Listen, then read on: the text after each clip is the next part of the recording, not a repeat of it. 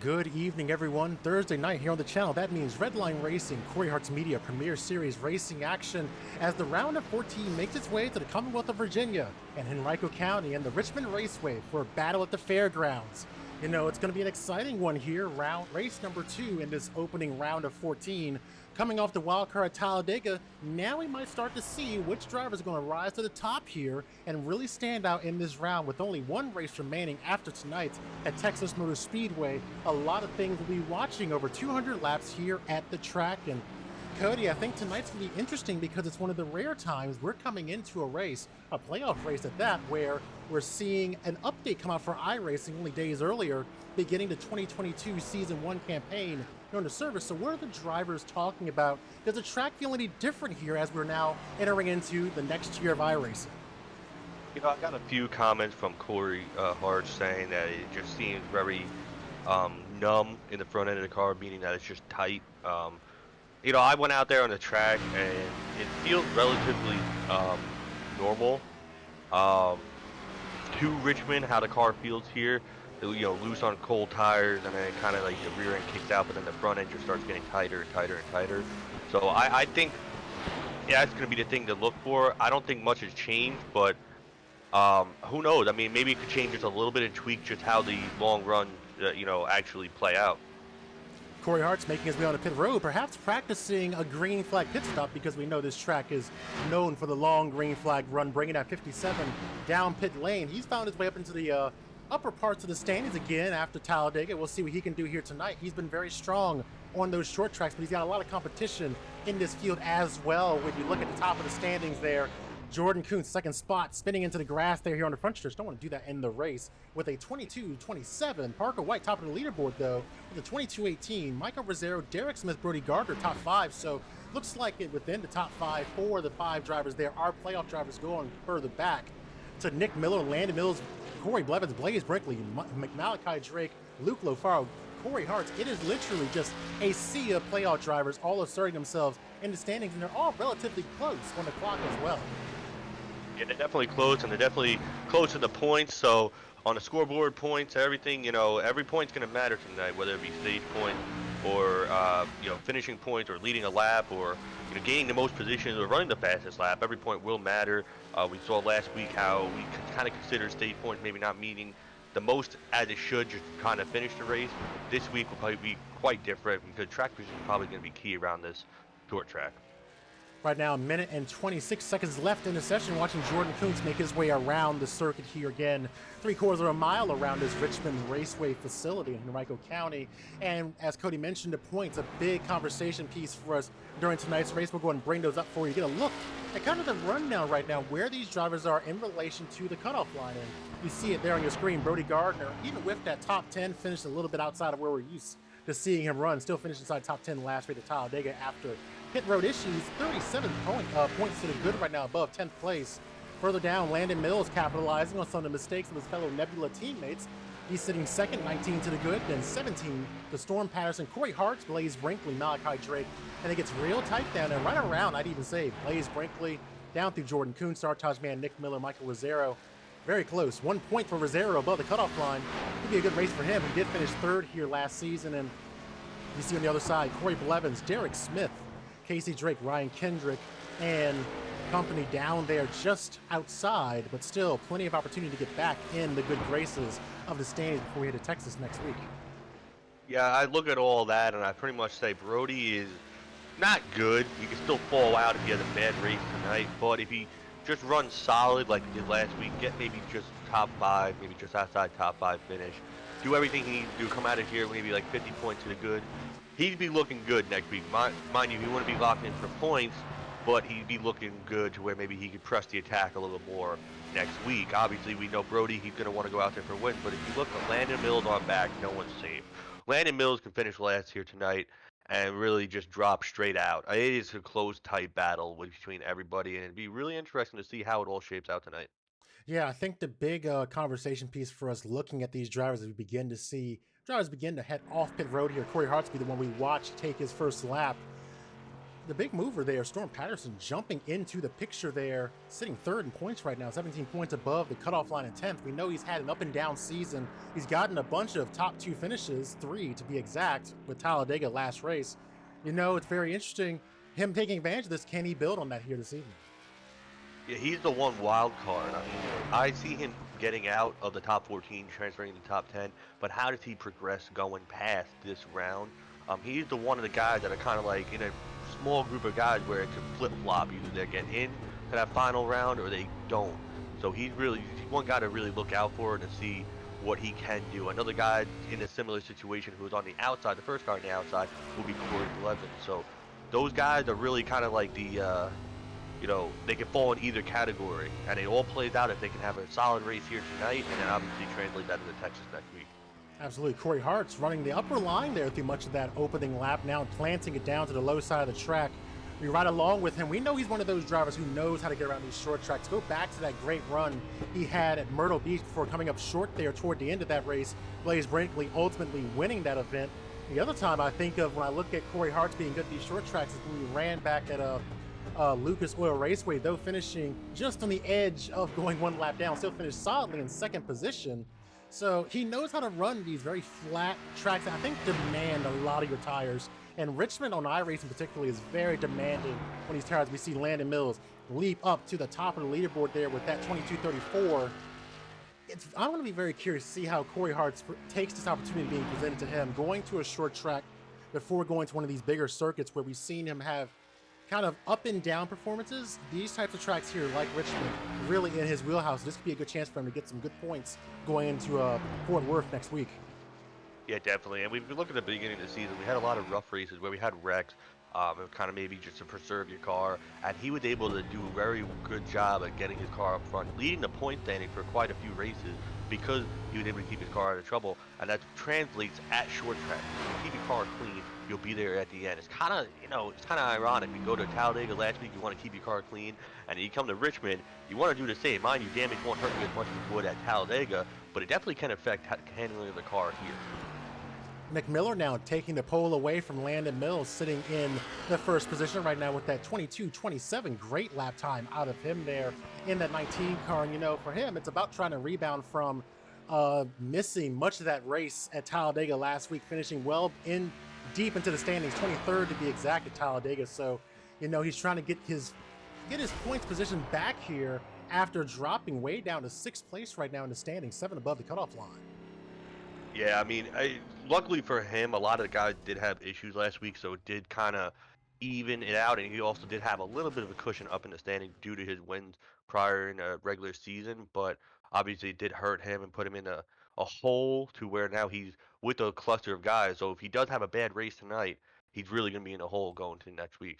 Yeah, again, when you talk about races like Talladega, you can expect when you're running at that kind of track to get a large turnout. When you're looking at these races here in the series, the turnout can fluctuate. You'll see a couple dozen cars a night here, or then you'll see a little bit higher turnout for those big races. Charlotte, for example, Daytona, Talladega. And when you have those big rooms, it presents opportunities for you to potentially fall way down in the running order after the conclusion of a race. And we saw that happen to Nick Miller, one of his worst finishes so far this season. And kind of been an up and down last few races for him, but he's still solidly inside the picture here, as we'll bring up that information while we wait for qualifying to conclude. You see there, he's still right in the thick of things, but 7 points above the cutoff line there entering tonight's race.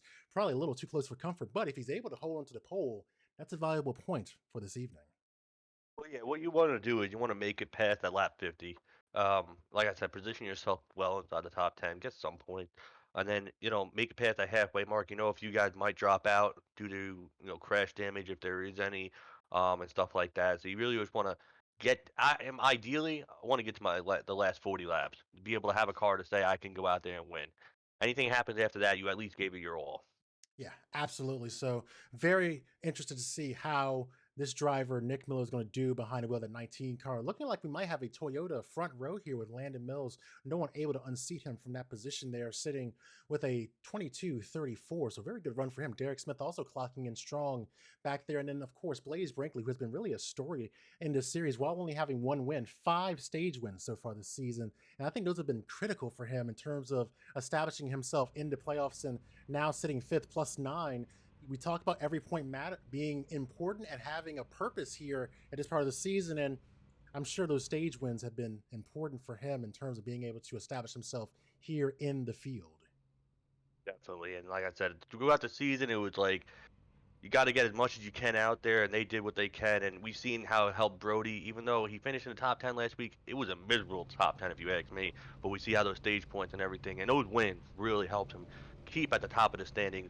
What meanwhile everybody did close up on him, but he still does have that gap. So all those points are, really really important, and they're going to translate into the next round too, to where that'll help them also. So any points they get in this round will help them in addition to the next round, but the final round they won't. So really, these first two rounds, you really want to get as much as you can and make the most of it. Absolutely. And you see joining the field here for tonight's race is your pole sitter, Nick Miller, clocking in with a 22-27. That'll get him the front row starts and look to assert himself early on in this race here at Richmond Raceway. So congratulations to him, joined by fellow Supra, Landon Mills, Derek Smith, Blaze Brinkley, Corey Hart's top five. There are 3 Toyotas in the front with two Fords in that group. Michael Rosero starting 6th, got Tyler Papalardo 7th, Jordan Kuntz, Luke Lofaro, Corey Blevins completing the top 10, Casey Drake, Brody Gardner, Sartaj Manstorm, Patterson back in 14th, and Mitch Hobbs completing the top 15, Braden Brinkley in 16th, Parker White, Malachi Drake, and Aaron Brown completing the rest of the starting field here at Richmond Raceway. And we'll go ahead and describe this race for you, what to expect out of our night here at the action track, the fairgrounds, whatever you want to call it. It is Richmond Raceway. Race number 18 on the schedule, second here in the round of 14. 3/4 of a mile track, that's just over 1.2 kilometers for our fans of the metric system. 14 degrees of banking around this track. You'll see them fly around here, and it's going to be great seeing them thunder around this track. 200 laps, 150 miles, 4 sets of tires waiting for them on pit road, and the stage will end at the conclusion of lap number 50, and we're getting ready to get rolling here behind the pace car at Richmond Raceway. And it'll be a fun night here. Now we might get to see which of these drivers really going to assert themselves in this championship format. It's going to be a wild night, and if everybody can keep their nose clean, it'll be interesting to see who will come out on top. But we know there's some fast guys, and we see Nick Miller laying that at pole time. Mind you, him getting that pole is 1 extra point, so that does help his case. So he's trying to get the most amount of points he can, and if he can lead the first lap, then he gets another point too. So it'll be interesting to see if he can keep that 19 Supra out front. Yeah, and I think the one thing we'll be watching these drivers kind of assess as this race goes on is, how are we looking when it comes to having a long green flag run? We know that this track is notorious for having those long caution-free runs sneak up on you. These drivers are going to need to be kind of on the ball, monitoring the pace of this race to make the right decision of when to come or not to come to pit road. Yeah, you don't want to be going down pit road when a caution comes out. It's one of those things. You'll fall 2 laps down. I think 2 laps down here, maybe 1.5 if you're up front, but definitely if you're back in the pack, you'll fall 2 laps down. So that'll be tricky if we do get a long green flag run. Last season in the spring, in the real-life race in the Cup Series, we saw Brad Keselowski have issues getting around the track, playing some different strategy. Didn't work out for him there. It shows the importance of staying on top of the changing race conditions here. We're going to see what these drivers can do as we get ready for the second race in the round of 14. We're in the Commonwealth of Virginia. The playoffs continue here in Richmond.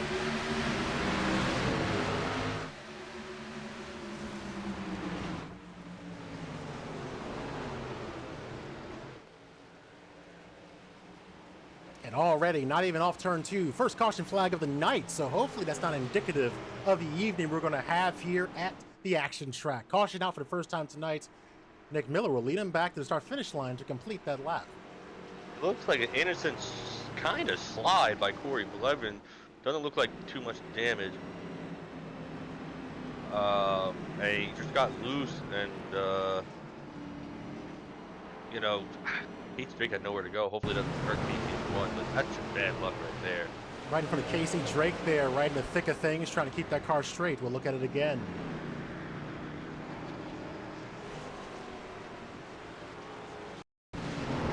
Just gets sideways there through turns 1 and 2, and that's actually pretty common here on those fresh tires. That car will get sideways on you really quick, and you got to be on top of your game to hang on to that car. Could have been a much bigger crash considering where he was in the middle of that group there. Casey Drake catches some damage there.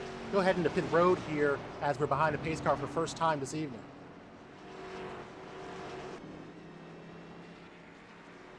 You See Aaron Brown also joining him in the pits here. So 3 cars making pit stops early in the race, but out front, Nick Miller still leading this group. Landon Mills, Derek Smith, Blaze Brinkley, Corey Hartz. No change really inside the top 9 as we sit behind a pace car for the first time tonight. It looks like early 3-wide move could have went wrong. I just think a little too aggressive. Brody sticking on the outside there, he got lucky. You know, and that's one of the things we talked about, maybe going back to the conversation of understanding the pace of the race. We know once you kind of get into a long green flag run here, even though these drivers will have a stage caution at the end of lap 50, once you get into a long green flag run, it becomes really hard to pass unless you're a driver who really has an understanding of how to make passes under the green flag on those worn tires. And sometimes you'll see drivers opt to try and grab as much as they can and then play defense for the rest of the run. Could have been that there, but could have been also a lot worse for those drivers. So maybe be able to fix that up and get back out here and try and salvage their race. It's only lap 4. We'll likely get the restart around lap 6 or so. Hopefully if things go well.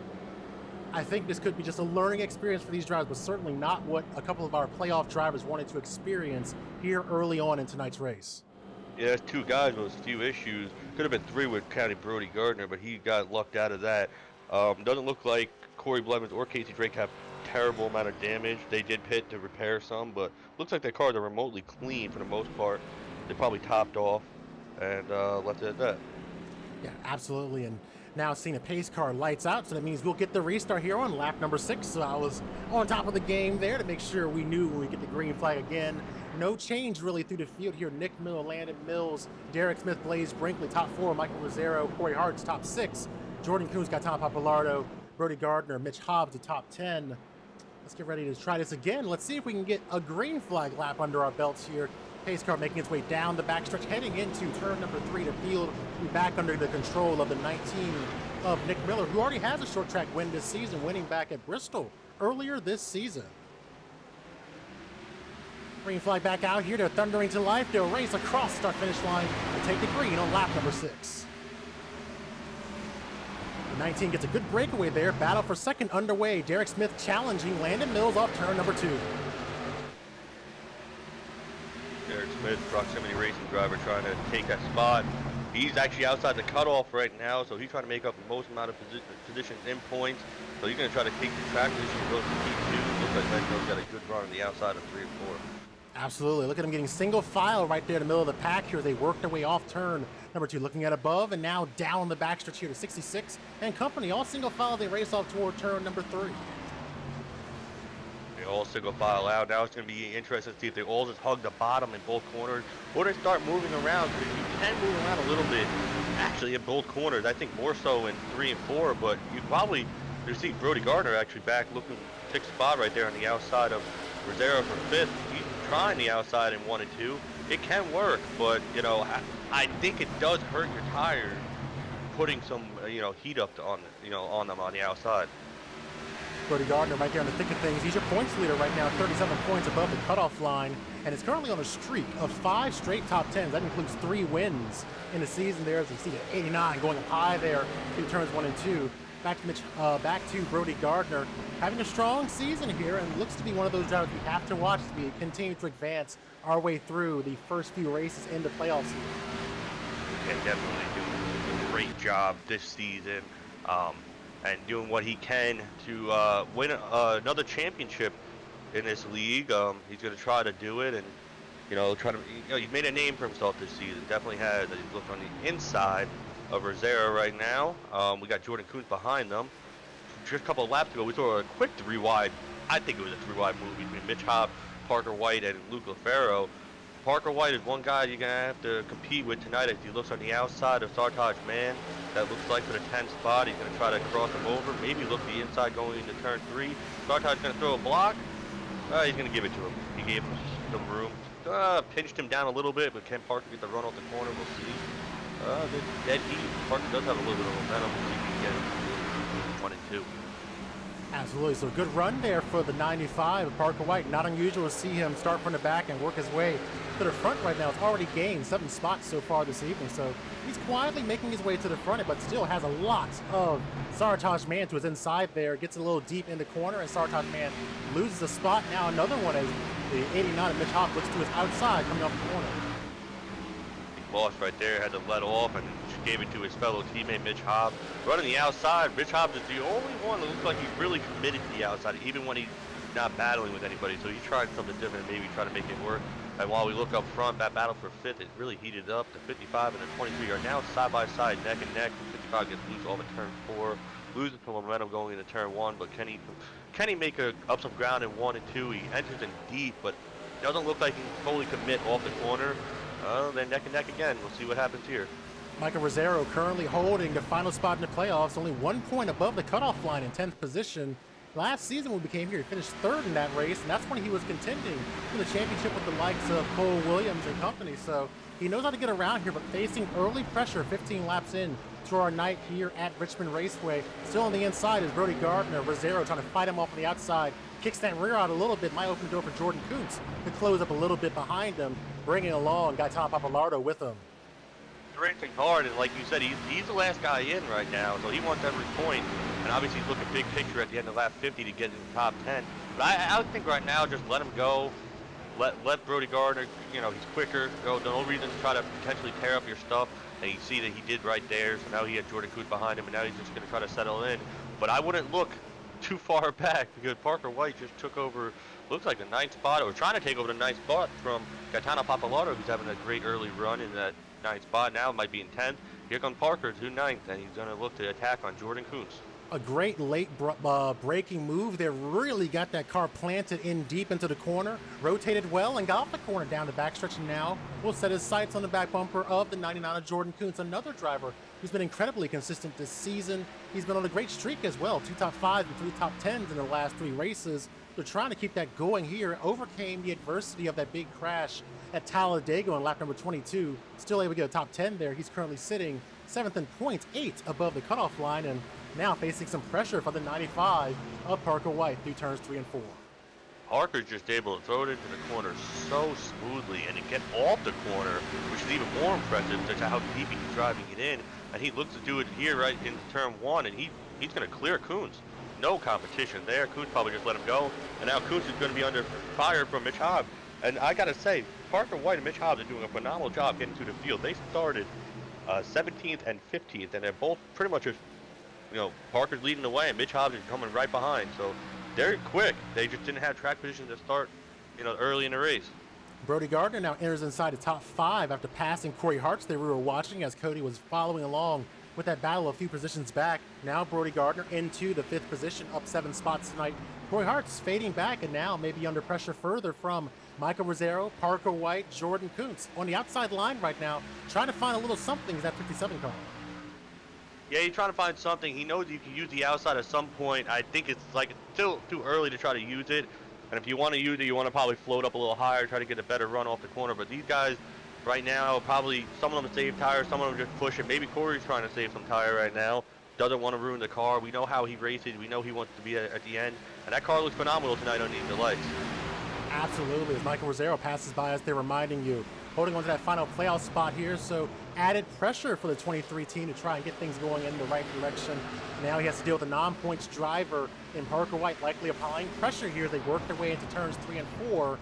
That's got to be, when you're in the car facing this kind of situation, I think this is something we hear the drivers talk about, maybe just the fans as well, or on social media, and we're in the playoffs. They say, well, how do you deal with the pressure from a non-playoff driver when you're in a race situation like this? Maybe how do you approach this, as we see the 23 blink away there for a moment? When you're in the car, how do you approach that kind of situation? Are you more inclined to try and let them go, or are you just going to fight for every position?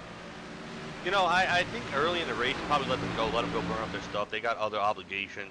I think I spoke to a few guys. I said maybe Parker's going to be might be the class of field once he gets up front, which, by the way he's running through the field, it could quite be the possibility. But, I think at the end of the day, everybody knows Parker's in the field. If he goes out there and wins, it really doesn't harm anybody else in the field as long as no one gets caught up in a mess trying to go for the win. So I figure just let him go. As long as you're not losing points a lot of points to your fellow competitors in the playoff, just let him go early. Maybe follow him, like Rosero should follow him, see his line, and maybe learn. It's something that you can use later on in the race. As you can see, surging his way through the field here, up 11 positions so far tonight, continuing to march his way forward. Only a person just under him in terms of most positions gained is the car in front of him in 5th, the 55 of Brody Gardner, who's gained 7 spots tonight and just recently got himself inside the top 5. Yeah, Brody definitely moving up through the field, but Parker's coming. But I want to say, like, we're talking about all the guys throughout the field. The top 3, especially Nick Miller, has done a phenomenal job. He got to a 1.2 second lead over Landon Mills, and then behind them, Derek Smith.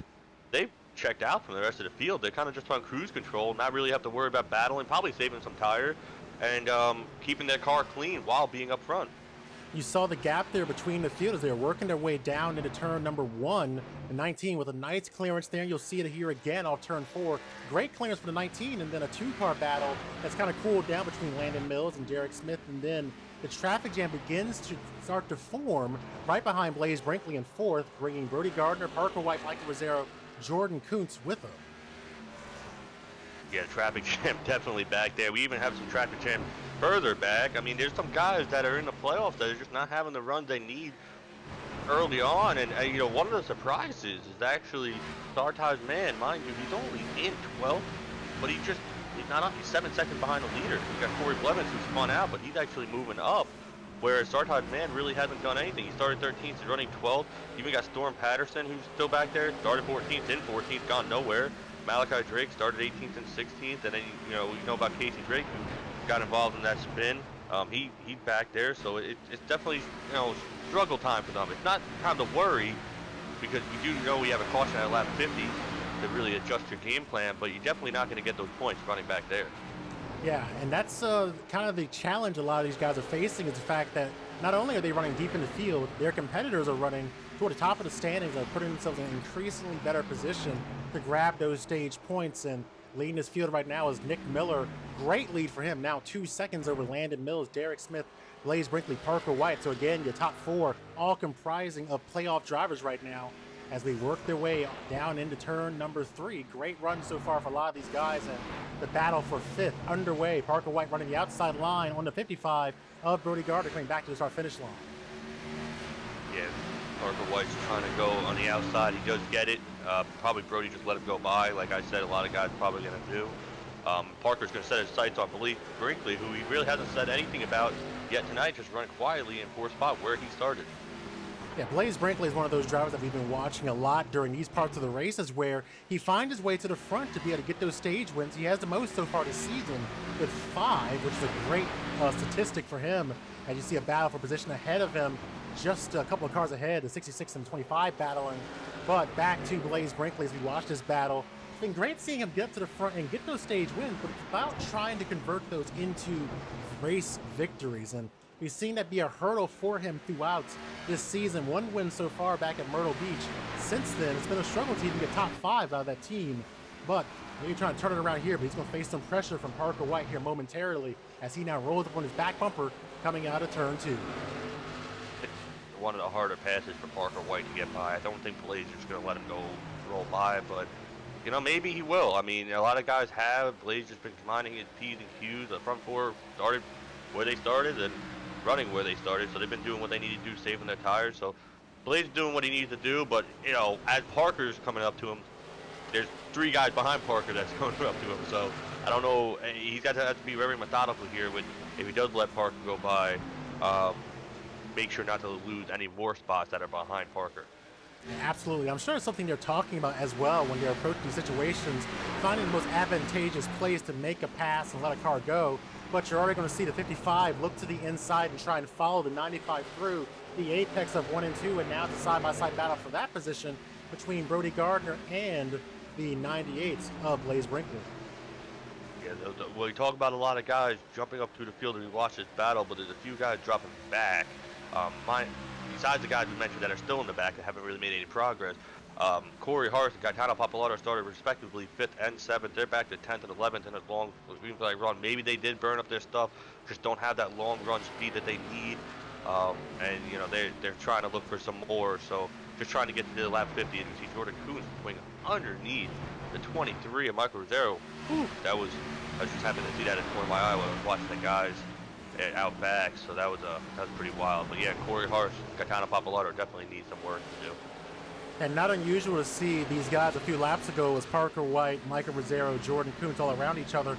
That's going to be a throwback as we see the 23 catch the wall there down at backstretch. That's going to be a throwback to the Truck Series days and the Arcade Designs Truck Series this season, where they really asserted themselves and became the big three of that series. Rizzero, White, and Kuntz were the force to be reckoned with in those trucks. And for a time, they were all just around each other. And now Parker White continues to march forward as he now looks to try and further his progress in the field, all while Derek Smith and Landon Mills continue to battle. And that's allowing both Nick Miller to drive away and Parker White to reel him in.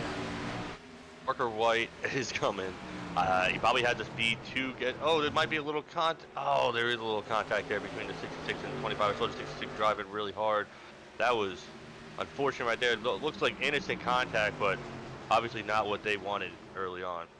No, not at all. And now that's going to open the door for the 95 to get to the inside of Landon Mills and inside the 10 lap to go window here for the stage. So valuable stage points on the table right now. And when you're some of these drivers who are watching this car, the 95 surged his way through the field here, and you're looking to try and get these points, you're probably not going to try and do anything too crazy that could jeopardize your ability to get as many points as you can, as 95 will likely try and apply pressure to the 66. Maybe having that understanding here that these are playoff drivers, they may not want to try and ruffle feathers together and try and battle for position here with stage points on the line here in a moment. Yeah, I really don't think so, but when we say that, we got three guys under a blanket behind that are running really hard. That's Michael Rizzero, Blade Brinkley, and Jordan Kuntz. Looks like Blade maybe used up his tires, which is really strange because he was just running by himself, really not putting too much pressure on probably his car, tires, or anything. But once the guys caught him, he really can't do anything. Just doesn't seem like he has the speed to really hold them off, or maybe he just is choosing not to really hold them off right now. So, he's under attack from the 99 and the 89. So it's really strange to see him drop back too, because he has speed on these short tracks, but it's really crazy to see how fast the other guys have really caught up to the short track kings. And much like we've seen in many races this season, we have the early yellow and then the long green flag run. This allows this race to continue to evolve, and that might be what's playing out here as well. Now that we're in this long green flag period, drivers having to adapt and learn how their car is going to feel here, as we are somewhat in the midst of a transition going from sunset into the darkness here at Richmond Raceway in Henrico County, the virtual Henrico County. It's dark here now, so that's going to be something they're going to think about here and how this car is going to handle. So maybe it's going to take a bit of time for these drivers to figure out how the car is going to feel, and then maybe once they get those fresh tires, it'll be a game-changing time for them to get the momentum they need to start surging back to the front. Could be just fact-finding here right now, knowing the caution is coming up. Yeah, we almost actually just had a caution between the 9 and the 6. Storm Patterson, Gaetano Papalardo. Gaetano got into the 6, and unfortunately the 6 got sideways and nowhere, they saved it, but it just really held everybody up. Yeah, Storm Patterson back there way behind the group here, 17th right now. That is a stark contrast to where he was running back when we were at Talladega Superspeedway, where he finished in the second position. That's the third time this season he's finished second, but it's also his first top 5 since Michigan back in October. So some fortunes not really on their side, even though they've been getting these strong top 2 finishes. It's been very up and down for the 6 team and hoping to turn it around here in the playoffs, but right now way behind the 8 ball here, looking like the lowest running playoff driver in the field right now on lap number 48. Number 48, that means we're coming to 3 to go this time for Nick Miller. He's led them all. Yeah, he's been impressive, really impressive, and I don't think, unless something crazy happens, I don't think he's not going to win this stage here. He comes up to put Braden Brinkley a second lap down. Braden Brinkley moving out of the way there as the 19 comes across the finish line to take lap number 49, so only a pair of laps left in this race and in this stage rather. And when we talk about how strong that 19 has been this season, it's weird to say he's currently 6th in points, only 7 above the cutoff line there, but that's because that kind of a rough Talladega, only finishing about 60 or so laps that event before having to depart. So finishing in 23rd position, really dropping him down the standings as other drivers had strong runs. Now looking to try and grab those points back here as he leads on this final lap of the stage. Final lap, and he's done exactly what he needs to do to make up for last week, and it is it's been a phenomenal run for him so far, but I think we still have yet to see the battle of the night that's going to probably be brewing, and it's going to be between Parker White and Nick Miller.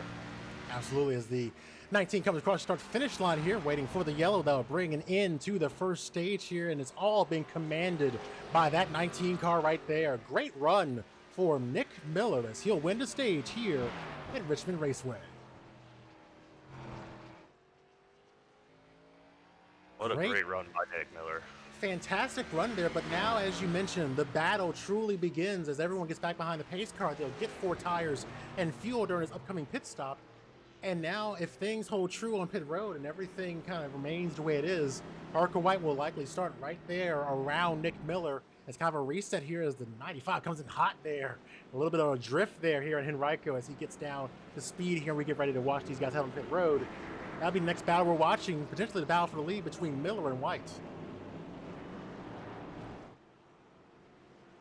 And now the stage winner and company all make their way on the pit road. Parker White, Derek Smith, Brody Gardner, Michael Rosero, Landon Mills, Jordan Coons, Blaze Brinkley, Mitch Hobbs, Corey Hart, all grabbing points during that stage.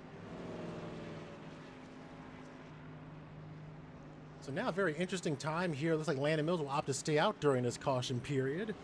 We'll see if he'll come in next time by. He'll go ahead and assume the lead here as the drivers make their way to the stall, and I'll go ahead and make a joke here. So when I went to the Richmond race back in the spring, the pit stall that the 19 is sitting in, Nick Miller, is actually, I think, similar, if not 1 or 2 stalls away from where the actual 19 Martin Truex Jr.'s car was pitted. So very interesting correlation there as he'll use that pit stall to his advantage. He gets off pit road first with the 95 to 66 and the 23 to 99 being the first drivers off pit road. Corey Hart, he'll move up into 7th position. Blaze Brinkley, Luke Lofaro, and Mitch Hobbs among the first 10 drivers off pit road. You know, I wonder one day, wishful thinking, it might be a lot to do, if we can leagues at least can get to where we can pick our own pistol. I'm sure that's a thing that they would that could be implemented. That would certainly be interesting.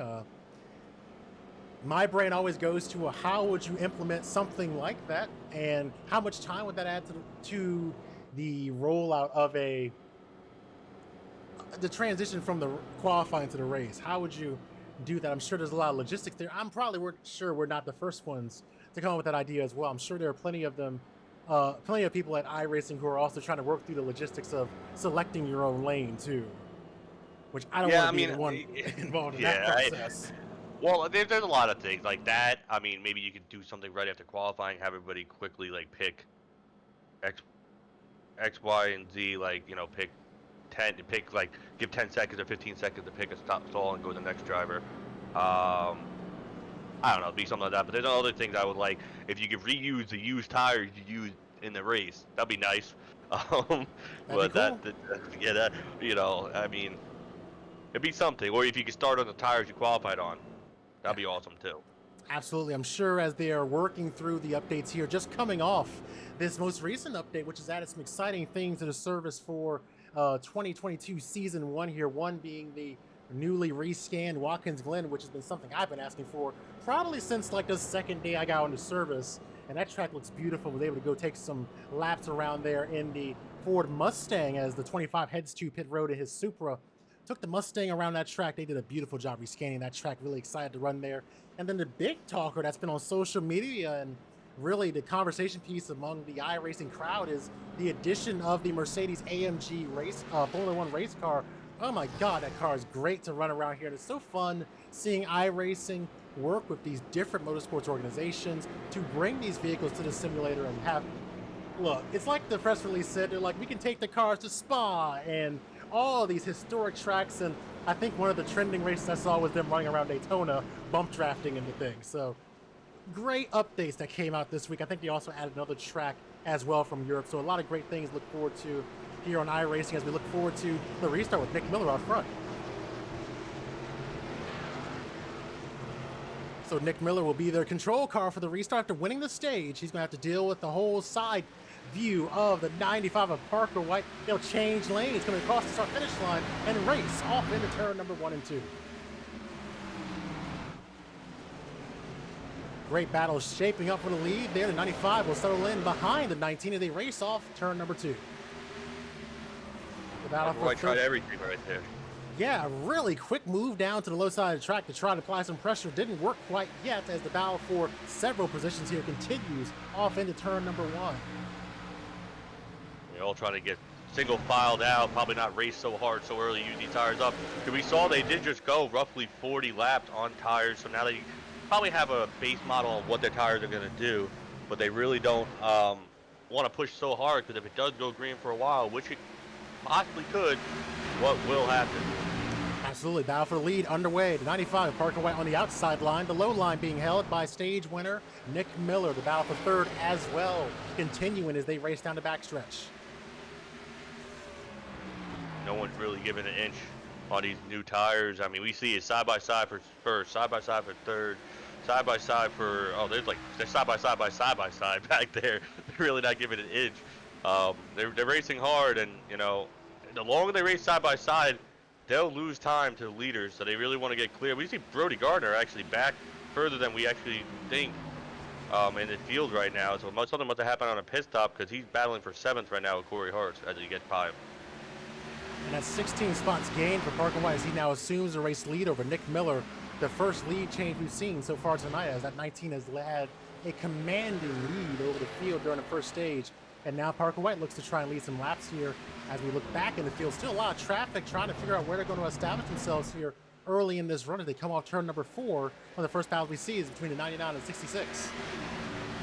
99, 66 racing really hard. This is probably going to be the highest up that Jordan Goose is going to be if he can get by Derek Smith, which he's trying to make up for last week. He kind of so finish. I mean, he did finish in the top 10, but really no spark. And especially when you have the guys finishing in the top 5, and you know, you're racing within the points, it's really hard to gain on them. Yeah, absolutely. And watching these guys come off the corner, that gives a quick chance to talk about how Talladega went. And we saw something great. Always good to see a first-time winner go to victory lane. And Benjamin White not only won the race, but he won the stage too. And a great run for him with his team not making an appearance here. A part-time driver getting a victory back at the Super Speedway. Storm Patterson, best run we've seen out of him in a while. A third top 2 finish for him. Malachi Drake, Corey Hart's, Landon Mills, top 5. And you see there heading to Texas Motor Speedway next race. So Benjamin White, another driver not competing in the championship or the playoffs or anything, getting a win. And now 2 races in a row, we're seeing a driver who's not part of the playoff picture running and leading laps here at a racetrack as these drivers behind them all try to grab whatever points they can. I think we're going to see 2 for 2 in the first 2 races, 2 non-playoff drivers. I mean, with Parker White being in the lead, I think it's definitely quite a good possibility that might happen.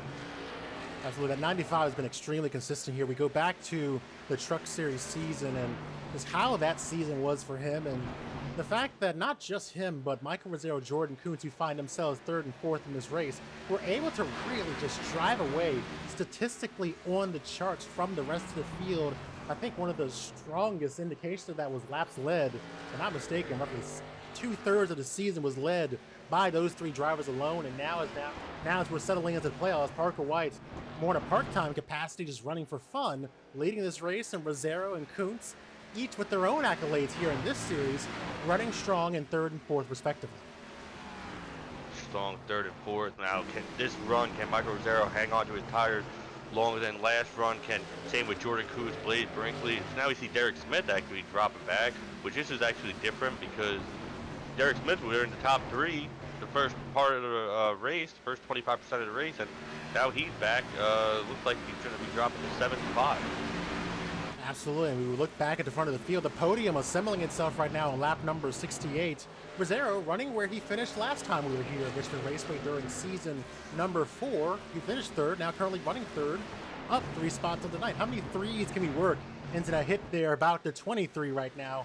Well, we've done enough because he's trying now to maintain this spot as Jordan Kuntz looks to try and close up here. Both of them pulling away somewhat from Blaze Brinkley, who's in 5th. Pulling away from Blaze Brinkley. Like I said, we're trying to look for some spark out of him, but I think he just wants a quiet night tonight. I think a lot of these guys are hoping for a quiet night just to get out of here. They know Texas is really not a wild card. They pretty much know what they got in Texas.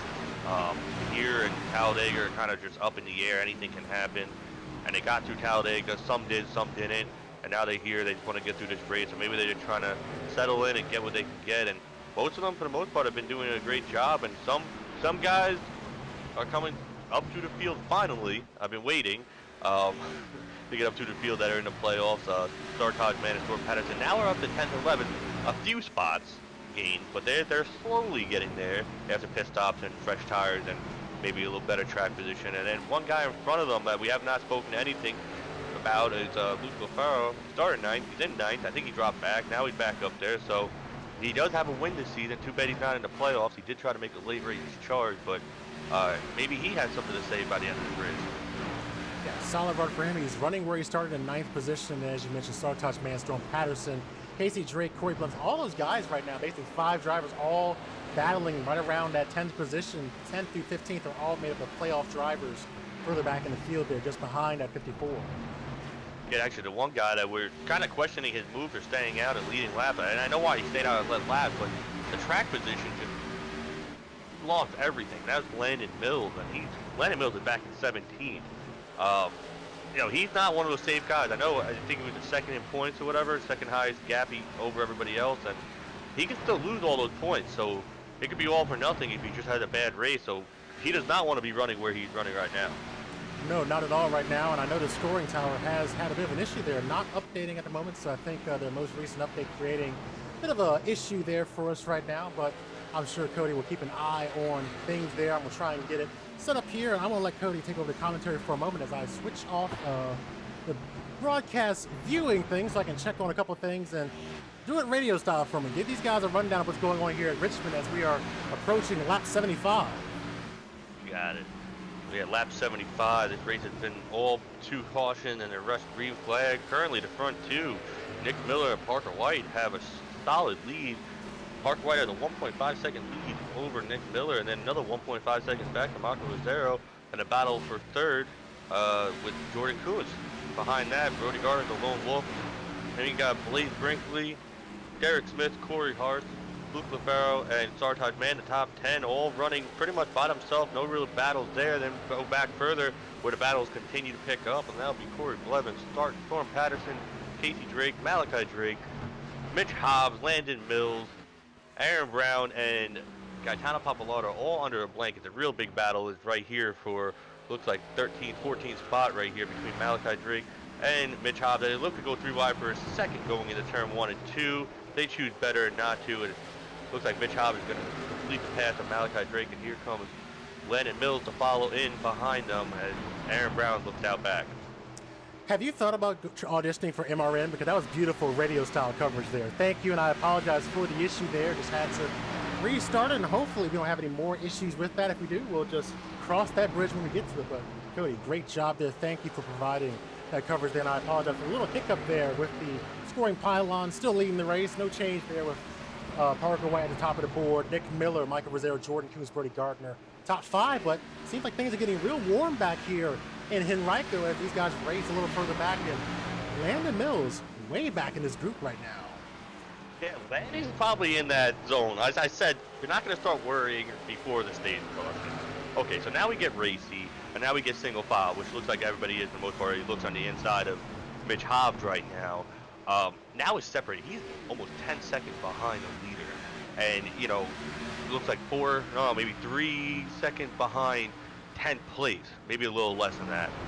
But he has a lot of cars in between him and that 10th place, and even just getting up further.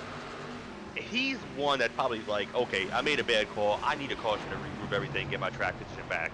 Because, mind you, he probably has a fast enough car to get to the top 10, but if this thing goes green for a while without any mistakes out of any other drivers up front, it's going to be really hard for him to get that, you know, pivotal top 5 that he needs, that he's been going after every race this season and really doing a great job at getting. Yeah, he finished 5th back at Talladega Super Speedway. That was his first top 5 in 4 races, so a bit of a up and down streak for him. He did win back at Michigan in October, but since then haven't seen him go back to victory lane since, and right now it's going to be a tall order to try and do that, at least at this juncture here, as he's sitting in 13th place, down 11 so far tonight. Down 11, and you know, like I said, I mean, there's a lot of race left. We're not even at the halfway point yet. A lot of guys are still racing hard, so anything can happen. But I just really don't. Yeah, I don't think maybe getting into panic mode yet. He has a few guys out front. As you start talking, man, hit the wall on the front straightaway, which I've actually done that myself a few times. So that wall, weirdly, with the arc it has, you can grab it at a weird angle. So Sartaj Man just did that, but I wouldn't go into panic mode for Landon Mills right at this moment because we're not at halfway, but I think when we get later into the race, maybe with 50 to go and you're still in the same spot, that's when you get into panic mode. Riding along with Sartaj Mann, around the back bumper of Corey Blevins going through turns 1 and 2, now trying to size him up and figure out what the opportunity is to attack right now. That would be 10th place if he's able to get it, currently being held by that 28 car who, you know, he's had one of those up and down seasons as well. It just seems like bad misfortune can find that 28 sometime, and I think you're just trying to power through here, put your head down and get to work, and that's what you're seeing out of most of these drivers here who find themselves just outside the top 10 and a little further back in the field. So really, Richmond is not an easy track. It's the action track for a reason. It's not easy getting around here. You got to just put your nose to the grindstone and work, and that's what these guys are trying to do here. But the 49 now up the track. The 89, his teammate will battle with him off turn 4. Yeah, but look at this battle right here for a second. When we're watching Landon Mills try to get by Sartaj Manning, he had, you know, his teammate Mitch Hobbs around him and even Thor Patterson. You got 3 guys right there from Nebula that are all in the playoffs and 1 guy not in the playoffs. How do you race your teammates in the playoffs, especially when you guys are pretty much all in a bubble? There is no room to give. I mean, the only guy in Nebula that's probably safe is Brody Gardner, and that's just because of how the performance has been this year. Not to say that the performance of the team as a whole hasn't been there.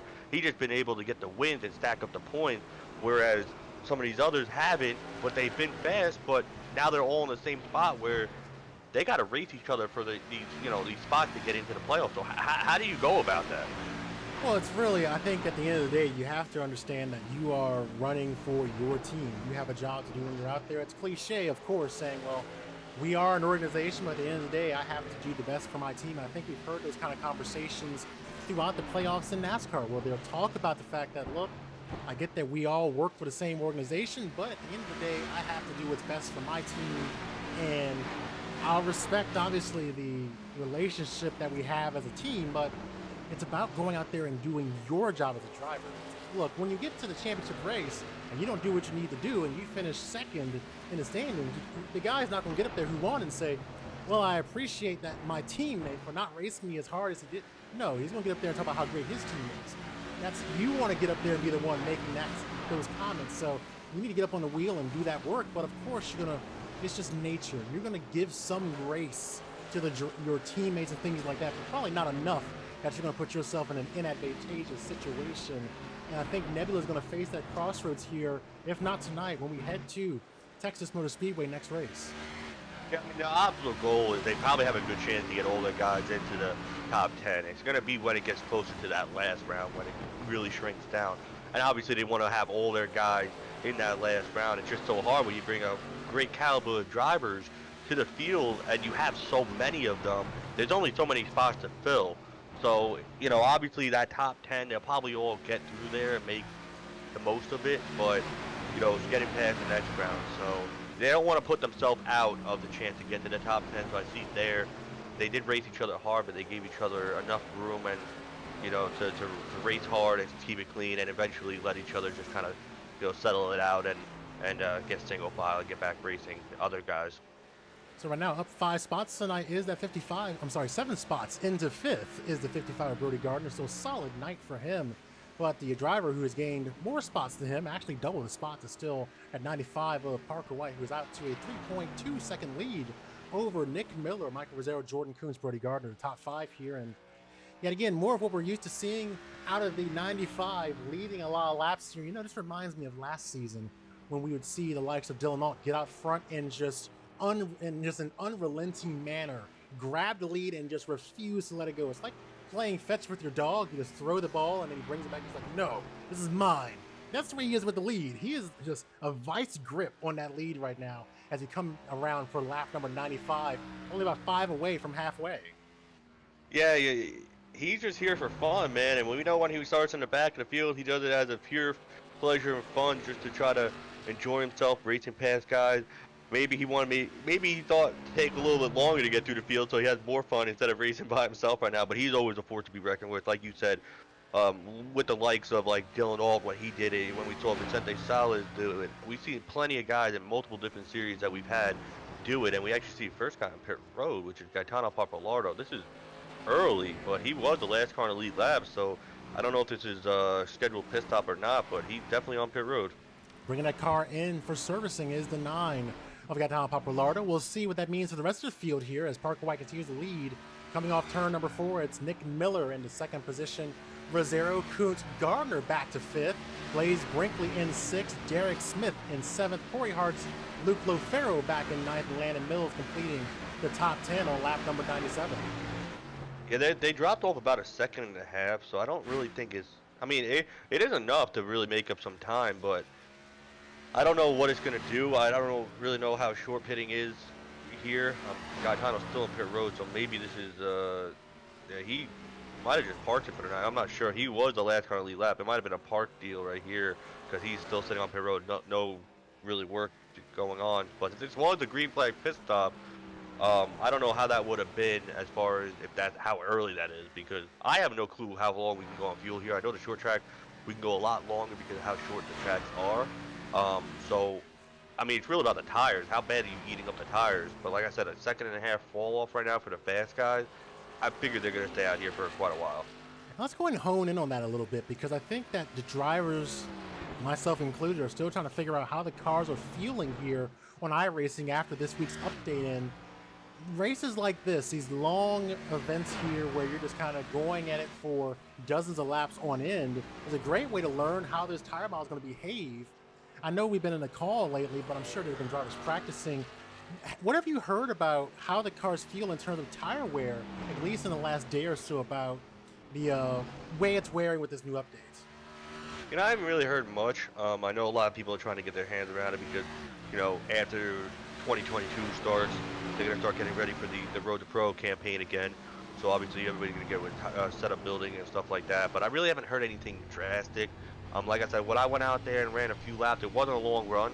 But when I went out there and ran a few laps, it felt similar. Now, as far as how it would have went on a long run, not really sure. I have noticed in recent weeks, tires do, if you just get on them too hard, they don't like you for quite a few laps. And you really got to back it off, you know, cool them down. It's like real life. You really got to, you know, baby them and then get back to what you need to be doing. So I know recent weeks when I was running official races, it definitely seemed a lot more harsher on the tires. Yeah. All right. Well, like I said, I'm always curious how these drivers try to adapt to the challenges set before them when we get the new tire models and different features and things added to iRacing. And so far, it seems like our playoff drivers are really unfazed here. Yes, Parker White is leading this race, but still got Nick Miller, Michael Rosero, Jordan Kuntz, Brody Gardner, Blaze Brink, literally all the way down to about 8th is all playoff drivers right now. In the middle of this sandwich, Luke Lofero in 9th, and Landon Mills, Corey Blevins back to 11th. Well, Landon Mills with that great recovery. You know, everybody in the top 10, starting in the top 10, minus the leader and 5th place Brody Gardner. That showed you how much track position is, but then Parker White's just out here saying, nah, track position means nothing. So he obviously, clearly, you know, he figured something out with the 4-second lead right now. But I want to mention that 4-second lead because while he had the 4-second lead on Nick Miller, that might see him like a lot. You got to look for these guys that are in 17th, 16th, and 15th. 3 playoff drivers that are 20 seconds behind, 19 and 20 seconds behind the leader. They were coming in jeopardy of maybe 3 seconds within, 3 seconds of the leader going a lap down. So you got to really start thinking, I mean, what strategy can you do? Yeah, you watch the camera there, right? The exit of pit road. You saw Sartaj Mann and the 13 of Casey Drake get passed by, and then not too far away, right in the tire tracks. The track's still warm. He's so close to him. The 95, Parker White, trailing behind them right now as this run continues here. And this is what I was talking about before we got the green flag. That long green flag run sneaking in and needing to be aware of that. How are you going to approach trying to get through to the end of this race? What is your strategy going to be? I think that now you guys are thinking about that. This race may go green out to the end, potentially here, the way everyone is strung out across the track. Yeah, we would like to hope so. Obviously, we would like some action, but we've getting some action with these beautiful battles out of the track. I mean, when people get side by side, it's usually not just a lap battle. It's a couple laps, and they got to methodically try to figure out how to position themselves to get past the guy and really set up the run and the exit of the corner, the entrance to the corner too, really just to center off everything about the corner. You got to just set up to try to get by a guy. So it's really great battles we've seen out on the track, and he's got to do a phenomenal job. But like I said, how hard is the lap traffic going to be for Parker White when he catches them? How hard are they going to race them? Being that like the last 3 on the lead lap are playoff drivers, And you know, obviously, all of them are caliber drivers, so it's just really surprising seeing them that far back there. And you know, is that going to help Nick Miller catch up? And who's going to be the first one to dip down pit road? We have not. I mean, briefly maybe touched on it in practice, but this pit road is not easy to get on. No, not at all. And we saw that Corey Hartz did maybe a just practice run of getting into the pits here. It can sneak up on you there. It's right there on the inside line. We'll go ahead and hop in with Sartaj, man. We'll touch on the points momentarily. We'll hop in with Sartaj there, and you see off to the left side of that car there. That's the lower part of the banking there, flat part of the track, and then pit road entrance is right up on you. And I think it's a pit road speed of 40 miles an hour. So trying to get that car slowed down and not hit that line too fast. There's a lot of things you'd be trying to think about getting into your pits, not only hopefully making sure your tires are checked and everything like that, the stuff that you need to have ready as you're creeping down pit road at about 40 miles an hour, making sure you hit your marks, get into your box, and then get off pit road as well, because it can be kind of tricky trying to get that car to grip up and drive off the pits, not speed, and get back on the track. But even still, you're easily going to lose about a lap to a lap and a half while making your pit stop. Well, I'm telling you, some of these guys better go a lap down, probably go 3 laps down at this point. I mean, it's a tough position they got themselves in. These guys definitely probably screaming for a caution right now, need something. But, you know, you see Casey Drake and Sartaj Mann battling side by side. We see Corey Blevins have some issues. He's going to drop behind them, so now he's going to be the next car to go a lap down. This is not, it was looking promising. He made up a lot of ground after his spin early on, but now he's about to go a lap down, so he's just hanging on for dear life. So these guys are all screaming for a caution, looking for something to help them out, but they're just not having the night they need. And I mean, anything can happen, anything can change. But there is one thing I want to ask you. We went to Lucas Oil earlier this season. I wasn't there, unfortunately, but we've seen Brody Gardner. I heard about Brody Gardner dominating, and you briefly mentioned how Corey Hart finished second. And not to cross you there, hard into the wall on the front stretch, we'll touch on that in a second, is the 28 of Corey Blevins down into the front stretch barrier there between pit road and the grass, the landscaping here at Richmond. So bad to worse there for that car, the 28s, as he now gets back up to speed here. Didn't mean to step on you there. Yeah, look, I just seen it come across the screen and look back. That's unfortunate. No iRacing caution. iRacing did not want to throw that. I guess he wasn't in harm's way. So he's back on track, but it looks like he's going to have to probably go down pit road.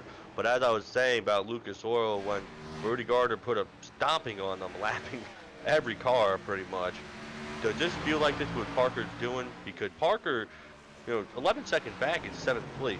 So, I mean, he's really picking them up and putting them down as he lapped down, you know, so Corey Blevins have issues, and now Casey Drake and Sartaj Mann going behind Parker White. Is this like reminiscent of what Brody Gardner was able to do?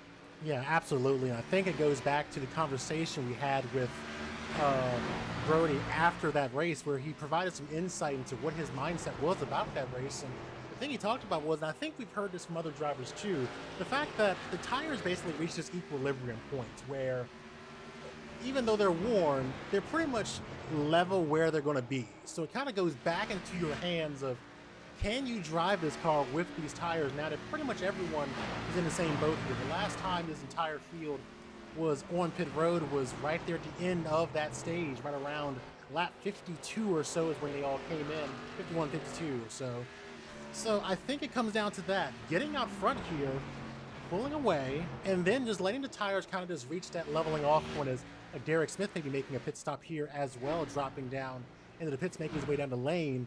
This could be that point where we're talking about equilibrium, and have the tires kind of just reach that point where, yes, they are just beat to all heck, but so is everyone else's, and they're not getting any worse. Yeah, I mean, it just seemed, I mean, I'm trying to look at compare to lap time right now, 2380, 2380, 2380. Yeah, they're all pretty much as bad how you're using your tires now, where pretty much everybody's worn them out. We did see Derek Smith come down pit road, probably for a scheduled pit stop. I mean, yeah, he's out of pit road, so I mean, this is the first scheduled stop. Yeah. He's gonna have to go 82 laps on tires. I mean, what did he just do right there? He did probably split it to almost close down the middle, but maybe a little bit earlier than you probably would see guys. But he's the first guy on fresh tires, so it'll be interesting to see what he can do. But as far as the rest of the field, they're running equal lap times, so it's just that first course of the run, really how Parker just put it on them. Yeah, absolutely. You're seeing more drivers making their way in. Corey Hart's there in the pits right now, so he's getting service, and I'm going to be watching that pit lane time very closely to see how much time these drivers are able to gain in the pits, how much they're losing here, and we'll see what they can do as Corey Hart finishes up his stop. He had a total time on pit road of 45.33. That was slower than the 44.87 by Derek Smith, so that might cost some time there, and Derek Smith ultimately able to get by him and move himself into 15th, and Corey Hart has a whole mirror full of 95 as they work their way around this track. Yeah, Corey Hart's only won one lap down, and same with Derek Smith. So I find that kind of crazy, considering they weren't right up on Parker White. So, I mean, these fresh tires are going to be really great for these guys right now. It's just how hard you push them, knowing that you got to go that long if it does stay green. And you see that the 57 is trying to make quick work of the cars he was around, getting by the 90 of Malachi Drake, and now making so that car behind him, the 95, that's his problem now. So the 57 is going to try and drive away with those fresh tires, and no real indication of the rest of the field opting to come down to pit road right now. No, and a lot of them are on the same team, so they're probably all doing the same strategy. But we see the first two that pitted are on proximity, so those two probably doing the same thing. So I mean, they're on their own strategy, so it'll be interesting. We'll see what team does, does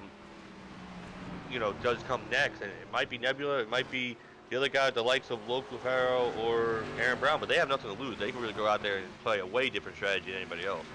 I think this goes back to that other point as well with the Lucas Oil race, where we saw some drivers opt to come down to pit road. I think it was Landon Mills, if I'm not mistaken, came down to pit road toward the end of that race, not necessarily right at the end, but I think it was maybe, I'd say ballpark, maybe 70 or so laps away from the end of the race to make a pit stop there, and Brody Gardner opted not to come to pit road. So it was very interesting seeing different strategies play out, and in that race, ultimately it paid off for Brody Gardner getting that victory as Brody Gardner's Nebula teammates. Mitch Hobbs heads into the pits here as we were watching Parker White work through lap traffic of Malachi Drake.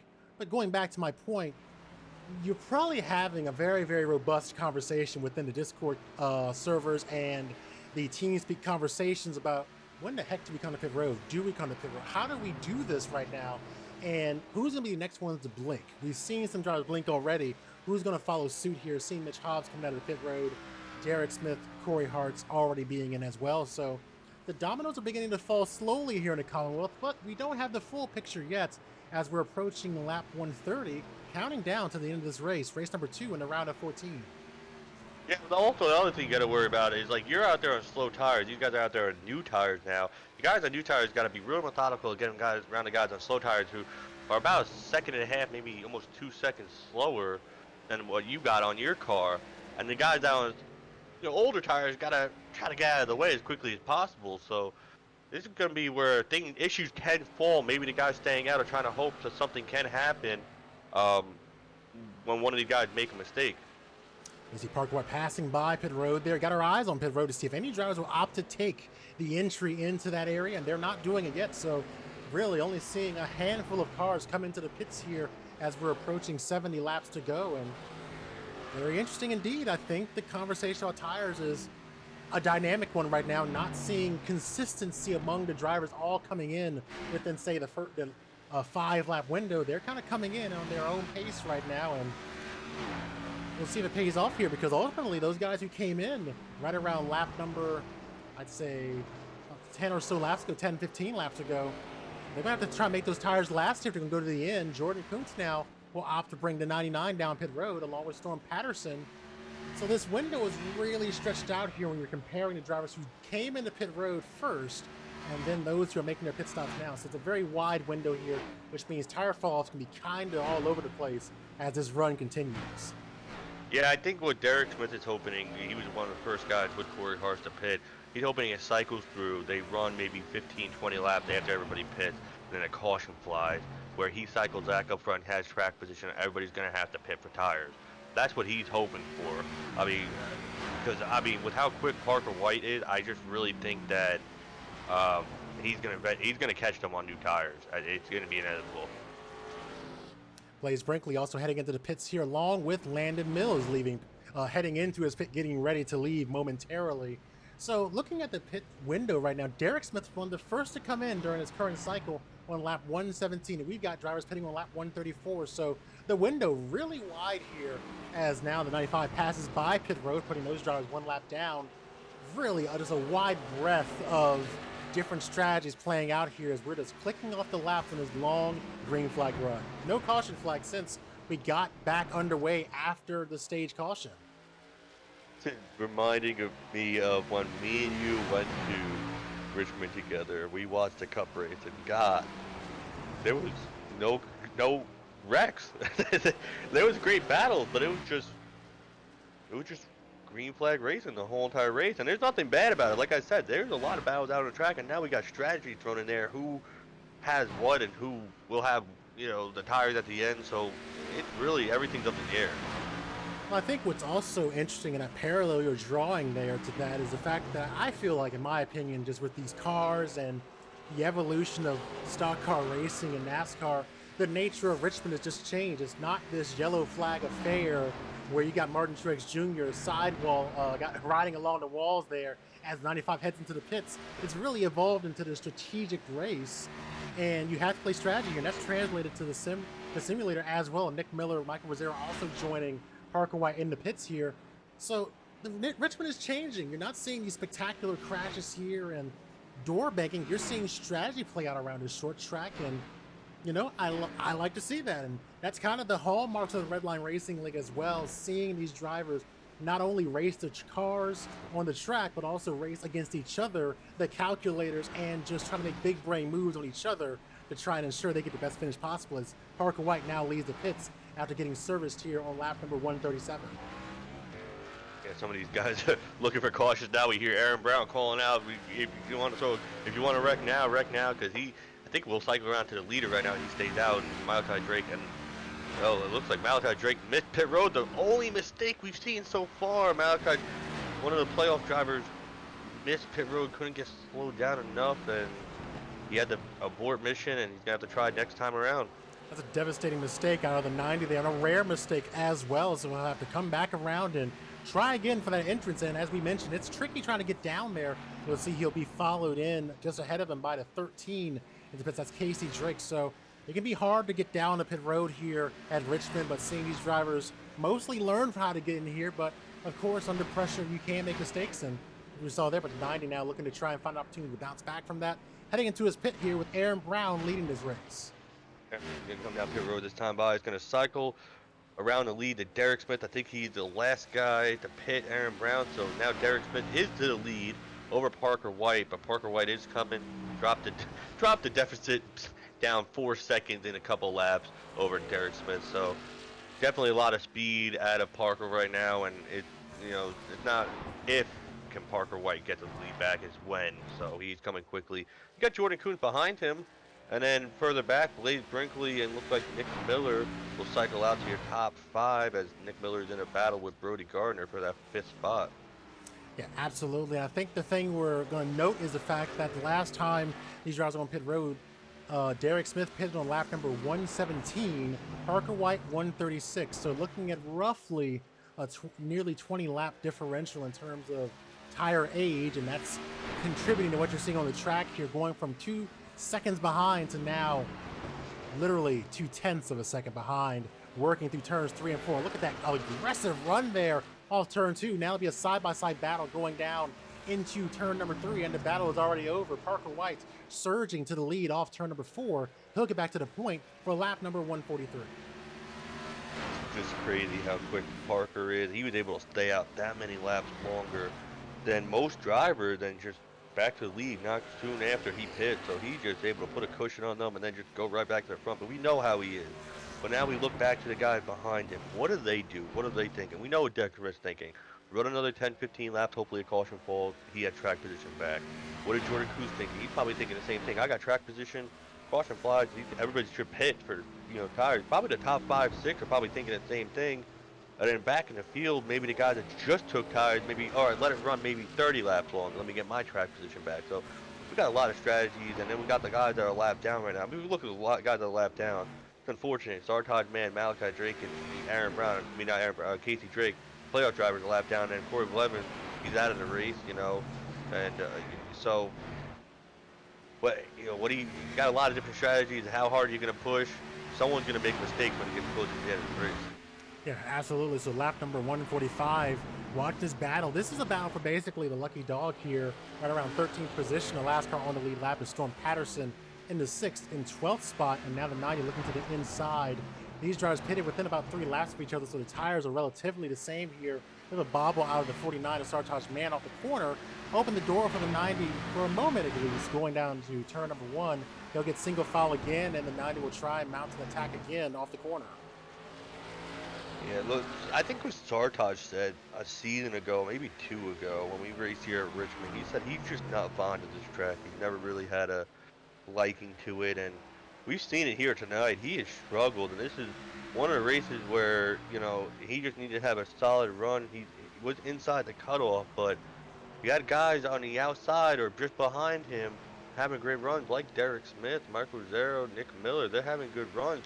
Could this potentially bump Sartaj back outside and have to have a really exceptional run, clean run next week? I mean, that's something he's probably not wanting to look forward to have to do, but where he runs right now, he's kind of put in that spot. Yeah, absolutely. It's kind of a bit of a bummer coming off the high of a great run back at Talladega, surviving and getting around that lap 22 crash and being able to hang with the group, unfortunately getting a speeding penalty along with Brody Gardner and I think another driver there in their group. Still got a top 10 out of it. Bit of a letdown here, running in 14th position, but we'll try and pick him up with this stat here. We surprisingly had a clean race finisher back at Talladega Superspeedway. We did have the one big crash on lap 22, but there was one driver who was able to survive the race without an incident. That's the one we're watching right now.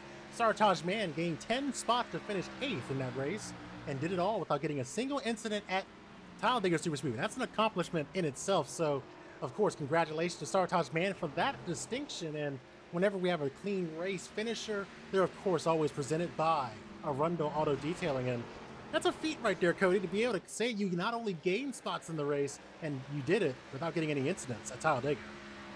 Oh, definitely so, and he did it phenomenal. I'm surprised more guys didn't get it, but obviously that one big wreck did get a lot of people in trouble. We've seen a lot of crazy battles that happened at the end of the race that got other people in trouble. So, he was the one lucky guy. He did finish 8th, came out of there clean, and was able to set his sights on this race tonight.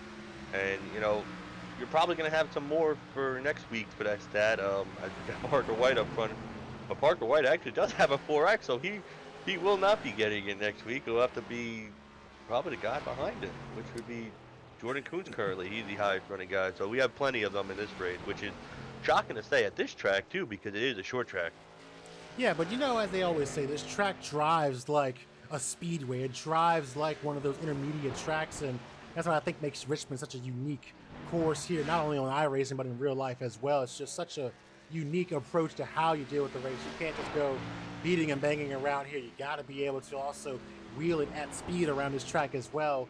Speaking of being at speed and Jordan Kuntz, I think he'll like the upcoming race here on the schedule as we look further into the season. We'll conclude the round of 14 by going to Texas Motor Speedway for the No Limits Texas 201. That's going to be a unique race there. The return of racing from night to day for these drivers, and it's a very unique distinction here in the league where you have that one race where there are no noise complaints and restrictions. We can run the race in the sim at 4 o'clock in the morning and give these drivers a unique experience of racing from the night to the day and the challenges that can present to them. So Texas will not only be an exciting race in every regard, but will also decide the 10 drivers who will advance to the next round of the playoffs. And you see those 3 races in the round of 10 on your screen. We're heading to Charlotte Roval, Atlanta, and Dover. And if you want to take a moment and talk about Atlanta, you maybe did some races there. What are your thoughts on that track? You said it felt a little different, maybe. Felt less bumps. Now, I know we don't have the new scan that they're coming out with, that they're currently working on in real life. I mean, I know they have something in the sim, but it definitely obviously not because it wasn't a higher bank. But when I went there, I felt like they took bumps out of the track to make me resemble how smooth the track will be.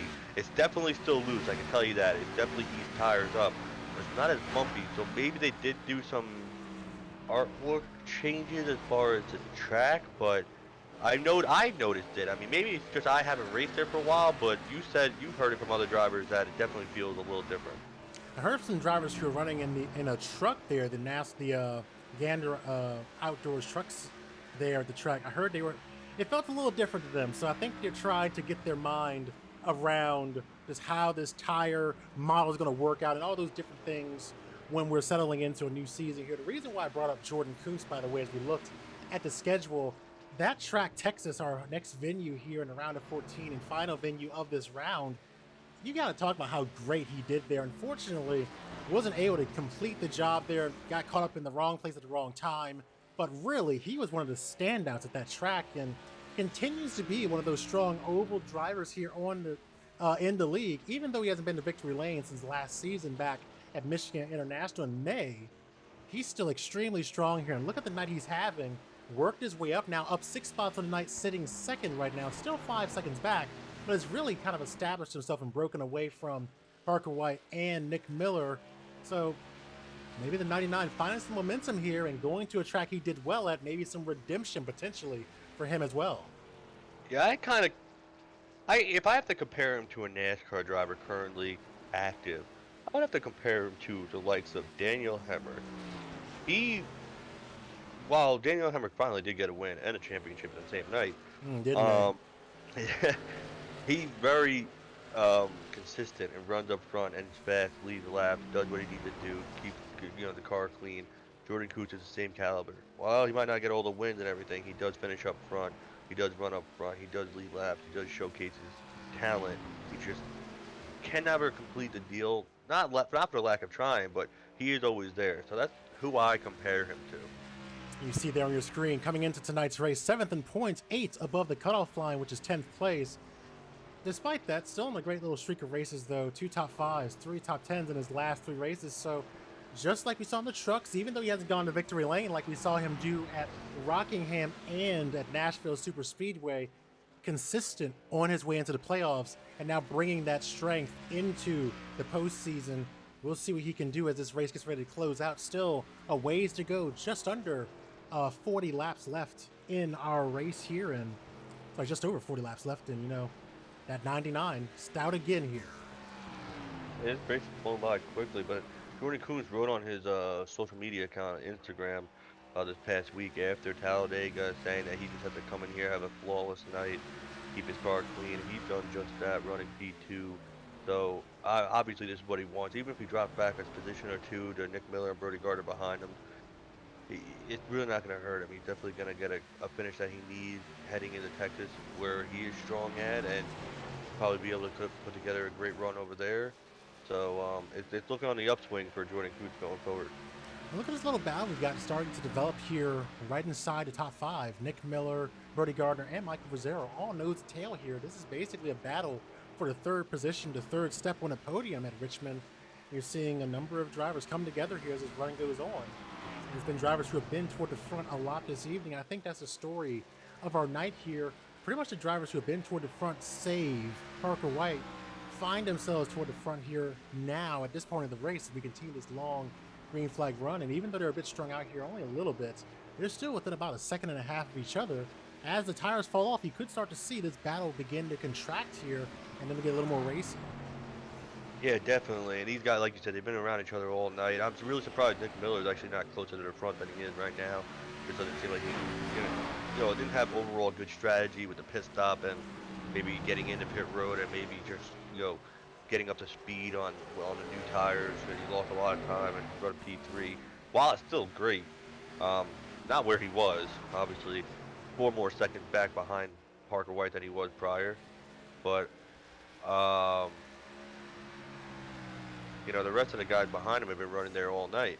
You got the 55 of Brody Gardner and Michael Rizzero have been running there all night. So really, out of all those guys who really need, actually no, Nick Miller needed a good run too. So Nick Miller and Michael Rizzero needed a good run. So they're having a good run. They got three of the 4 guys up in the top 5 really needing good runs tonight, and they're getting it done. And so we might have seen an issue out of the 89 of Mitch Hobbs. I don't know, he was slow going into turn 1 or 2 last time by. I saw him slow on the apron there around the track. Like he got back going here, and No damage to that car, so thankfully no impact to the wall there, but looking like he's getting it back going and looking to track down the cars ahead of him. He's currently scored back into 12th position, so he is currently one lap down. First car one lap down now is Storm Patterson in the 6th car, which unfortunate for him after such a great run back at Talladega last race, getting that second place finish, but just really not been the race he's been looking to have here as we enter the midway point of the first round of the playoffs here. Finished second at Talladega, now in a struggle here as he sits 11th. Yeah, he's at 11th, but then 10th place is going a lap down of Corey Hars. And I really don't even think a 10th is a bad showing out of Corey, especially after last week, how well, he performed too. It's just those two guys, they performed well last week, and, thinking running 10th and 11th, okay, not the greatest night, but they're a lap down. They're like, well, I don't think I'm doing anything wrong. I think, so, I mean, maybe not the best night they wanted, but they still have clean cars, so anything can happen. Race is not over.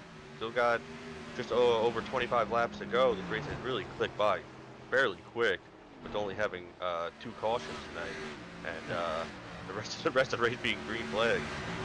Yeah, absolutely. And now watching this driver here at 57, he's had a pretty good season overall. For a driver who's yet to go to victory lane, he's still been pretty consistent here. We look at his current streak right now, top 5 finishes in the last 7 races.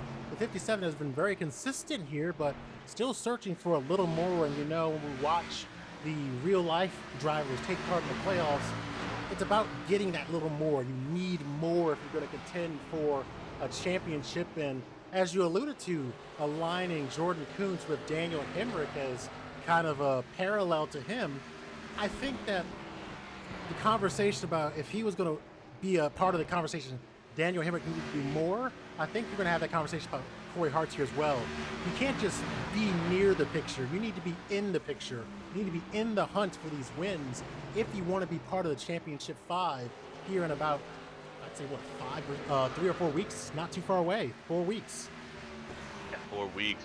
We get putting those top 5 together. So, I mean, Corey's been quiet all season. He showed a lot of good runs in the beginning of the season. Then we saw him fall off in the middle of the season. But now he's starting to get his mojo back. So let's see if he can just quietly sneak his way into that top 5. Obviously, the first thing first, got to get the top 10. And I think after tonight's race, he might be looking kind of in a good spot, even though he's running 10th.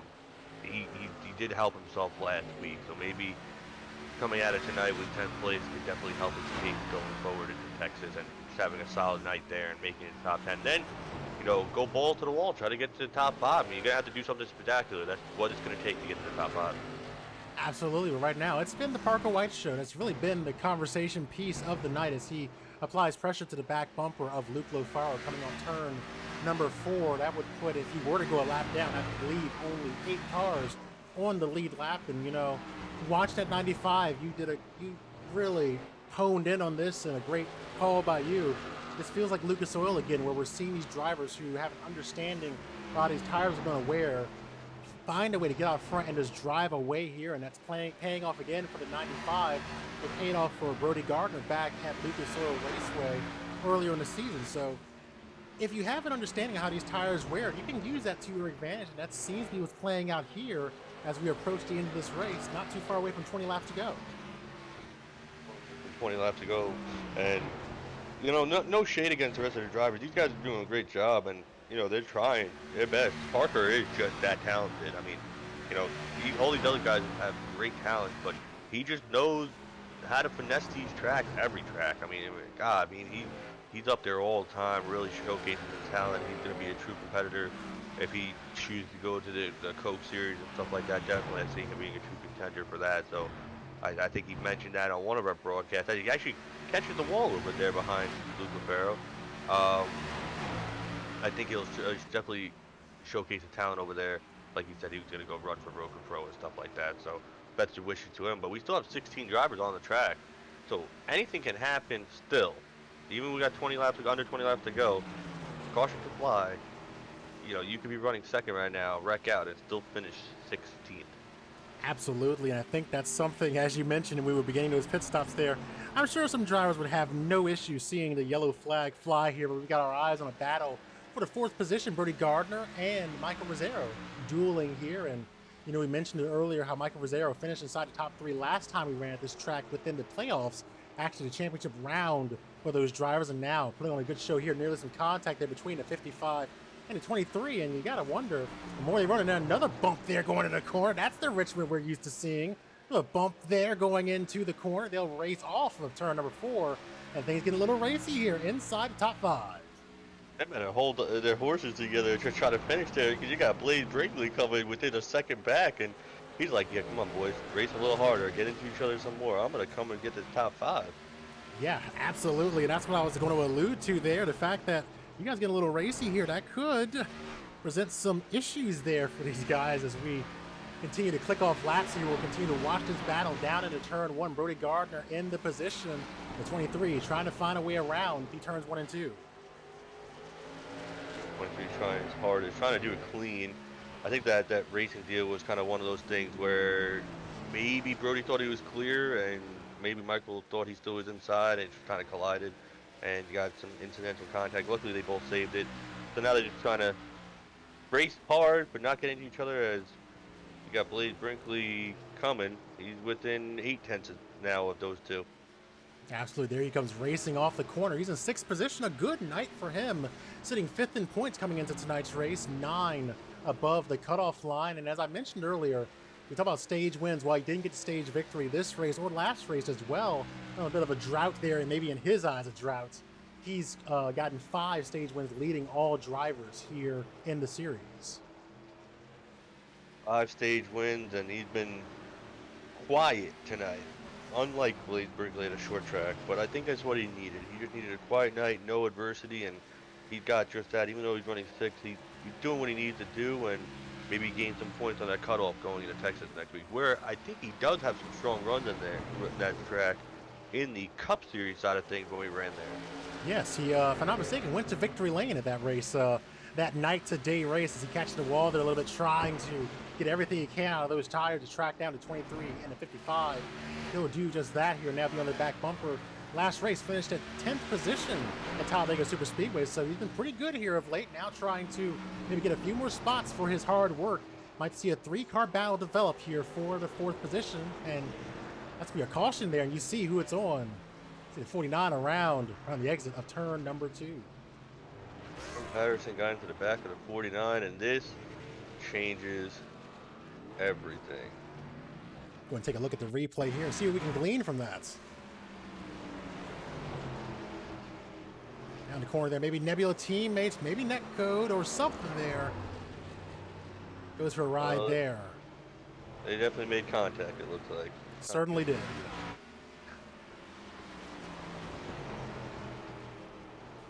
You see the contact there around. He goes. The 6 politely letting off there as we now jump back to live pictures, because drivers are getting ready to head into the pits there.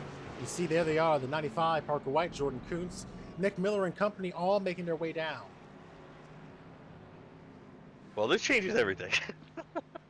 It certainly adds a certain dynamic to the race here. How's this going to play out? What's the strategy call going to be, if we're going to see any strategy?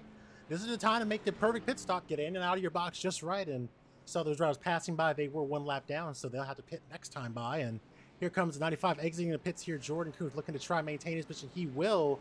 The 19 will come out 3rd, and then the 55 and the 23 will complete the top 5, and the 6th position being held, 7th position rather, by Blaze Brinkley, Luke Lufaro back there in 6th. So there's that caution there, though it says our first caution is actually our second. We had the software unfortunately crash a little bit early in the race, so the caution counter just a bit off there, but it's fine, it's no problem.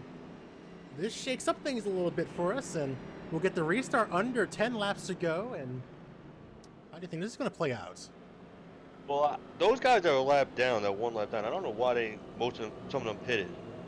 Why they didn't stay out and get the wave around, because who knows, the caution might fly right away and it might get lucky. Yeah, exactly right. So could be trying to play a different game here as we get ready and look toward what should be an exciting restart here momentarily. Very much so.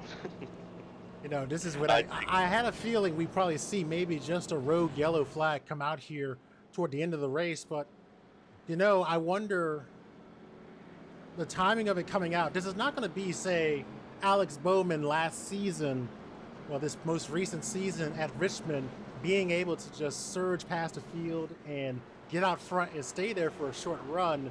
Everyone had to pit. Everyone had to take this strategy. So I think it's more about just Parker White getting a good restart here, being able to pull away from the likes of Jordan Kuntz and Nick Miller. For Jordan Kuntz, who will likely start on maybe the outside, we can assume, maybe the inside, we don't know, but wherever he's going to start, be about closing the door from Nick Miller behind him to prevent being forced to battle going down in that corner. Yeah, I think, just like you said, Parker's just getting a good jump. The rest of the guys, like I said, you could finish still 15th, 16th in the race. Well, it looks like 15th now. Mitch Hobb dropped out, so Jordan Kuntz running second, he still finished 15th. Still have a terrible night, even though he technically had a strong night. So I mean, I think really Parker just need to execute, get a great restart. As far as the rest of the guys, they're there trying to hold their spot. They've been there all night. They want to finish where they've been running. Caution, unfortunately, throws a curveball, but I mean, anything possible. So these guys are definitely going to push hard, and we'll see what happens. Getting ready for the restart, Parker White will lead him back to the green flag. Jordan Kuntz, Nick Miller, Brody Gardner, Michael Rosero, top 5. Blaze Brinkley, Derek Smith, Landon Mills, Luke Lofaro, and Malachi Drake, top 10. Great shot of the drivers working their way through the corner, getting ready for the green flag to come back out here. We'll have a half dozen laps left as the 95 gets a great jump, and they'll race off across the line down into turn 1. And it's a traffic jam on Interstate 64 going down into the corner. The 19 surging on the inside of the 99 on turn 2. Looks like the 19 might clear him. He does. Great jump there, making a hard move there. And they're going to keep racing here, coming through the corner, side by side. And Jordan Kuntz around, hard into the wall. Caution flag is out. We talked about that restart being really important for the 99. Trying to just get away from that traffic and get in line to go ahead and set his sights on potentially Parker White and others, but really has got bogged down in traffic there, and you saw what happened all beginning back into the entry into turn 3 as we get a look at the replay. Looks like the 55 never committed to the bottom, ever, and put Kuntz in that position where he's going to get turned. Unfortunate, but that definitely looks like it's going to fall on the 55. So Brody Gardner, your points leader, one of your championship contenders, going to go ahead and take a penalty here late in the race. And we've known, as we've covered this series for over a year, how detrimental a late race penalty at a track like this can be. Yeah, definitely. And then Jordan Kuntz with some damage. I wonder how much that damage will hurt him. You see him racing there hard through the corner, and the slide there just off the exit hard into the safer barrier there. We'll look at it one more time. It's up the track there and just into the side of the 99. I'm sure there's a racing deal, but that's just unfortunate there. And Jordan Kuntz trying to get the best finish he can. That's certainly going to put a dent in what he was trying to do here this evening as we jump back to live pictures. He's on pit road right now, getting that car serviced here. There's the pace car with the 95 behind him as well. Still on pit road. He's going to get that car going and get out ahead of the pace car, so he stays on the lead lap. So right now, currently scored in 11th is the 99. Leading the race is Parker White. 3 laps to go. I'll go ahead and say likely going to overtime here.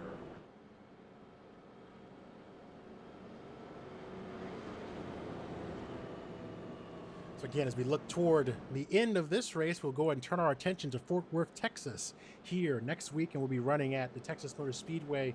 134 laps around that track, going from the nighttime to the daytime. We'll see the sun rise in turns 3 and 4 during our race coverage next week. And then we'll begin the next round after that in 2 weeks, heading to Charlotte, Roval, Atlanta, and Dover over those 3 weeks. And then after we conclude those 3 races, we'll decide which 5 drivers will contend for a championship beginning on January 13th. And the excitement and the intensity is going to ramp up even more once we get those 5 drivers selected who will basically fight it out for this championship here. You've already seen Parker White really do great work over in the Truck Series, winning championships there, and now we'll see what drivers here in the Premier Series can claim the title. Cole Williams is the driver who was the defending champion, now taking over a part-time role here in the series. His throne is up for grabs. It's up to grab, and this race, I don't know. I mean, Parker just got to execute again like he did his last restart. We said anything can happen. But, absolutely. That's kind of what we expected here. And when we look at the drivers who did what they needed to do and those who struggled, I think it kind of aligned with our storytelling. The fact that the 95 needed a great restart there to get away from that traffic. I don't want to be part of all this nonsense. I want to have a nice, easy drive down Laburnum Avenue here at Richmond Raceway, as opposed to everyone else who's driving like it's 5 o'clock on I-95 in the downtown expressway. It just turned into chaos back there as everyone was fighting for track position. They'll get kind of a do-over here with 3 laps to go. Your race leader will be Parker White, Nick Miller, Blaze Brinkley, Landon Mills, Michael Rosario, top 5. Derek Smith, Luke Lofaro, Jordan Kuntz, Casey Drake, top 10. Brody Gardner, back to 11th. Corey Hart's in 12th. I mean, a crazy restart here. You think this is going to be crazy? You're silly. The pace car is in, getting ready for the restart. They'll pass by us here. And another good jump there by the 95 to take the green flag. 2 laps to go in the Commonwealth. Blaze Brinkley now surging into the 2nd position, side by side for that position. They're still racing hard back there. We got cars sideways, and we're still green here right now. Brody Gardner potentially involved. And there's the caution flag. Rack them up, do it again. The action track living up to its name here right now. Another driver around. I saw him just on a frame. Nick Miller also going for a spin. So multiple incidents breaking out here at Richmond in overtime. It looks like Parker White might have computer issues and disconnected. That opens up this race here, and just look what happened there. Let's watch this again. Watch this again. The 55 trying to drive through his group, and chaos ensues. Down to the inside on Kuntz and just up. Yeah, a lot of things happening there. We'll get another look at it from a different angle. Just watch him down here into the corner, watching at the exit of pit road. Big crash there. We'll look at it again. A lot of damage down to 99.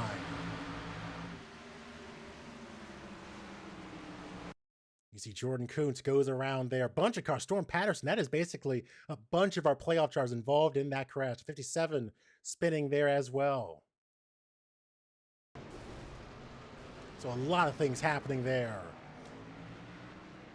And then later we saw Nick Miller go around as well. We'll see what happened here. So we have the incident breaking out in turns 1 and 2 as this is all happening. And then down in this corner, like a 23 lost some grip there, sent the 19 into the wall. So your pole sitter into the wall there. 2 incidents across the track. Man, the action track now living up to its name, most definitely. I think, too, I'm trying to figure out which caution got called. Was it the back or was it the front? The caution was called for the Brody Gardner crash, because I have the telemetry here that tracks every time an incident happens. The caution came out as a result of the Brody Gardner crash, and then after that crash, the Nick Miller incident happened. Okay. So let's go ahead and set all this up right now. A lot of things to go over. So computer issues affecting our race leader, who's led the vast majority of the race. We now have an open season on the race lead. Blaze Brinkley, your winner at Myrtle Beach, back out front. Nick Miller went around off the side of the 23 of Michael Rosario in turns 3 and 4 under the caution flag. He has damage to his back end now, but he's sitting second. Landon Mills back in the picture here after he has been, I don't know, he was off visiting the midway or something. He's back inside the top 5 here. Derek Smith, Luke Lofaro, top 5. Let's go to the back of the field. Brody Gardner, a bunch of cars involved in that. Jordan Kuntz, Corey Hart, a big crash there in turn number 1. The action track, there it is. 3 laps to go here at Richmond.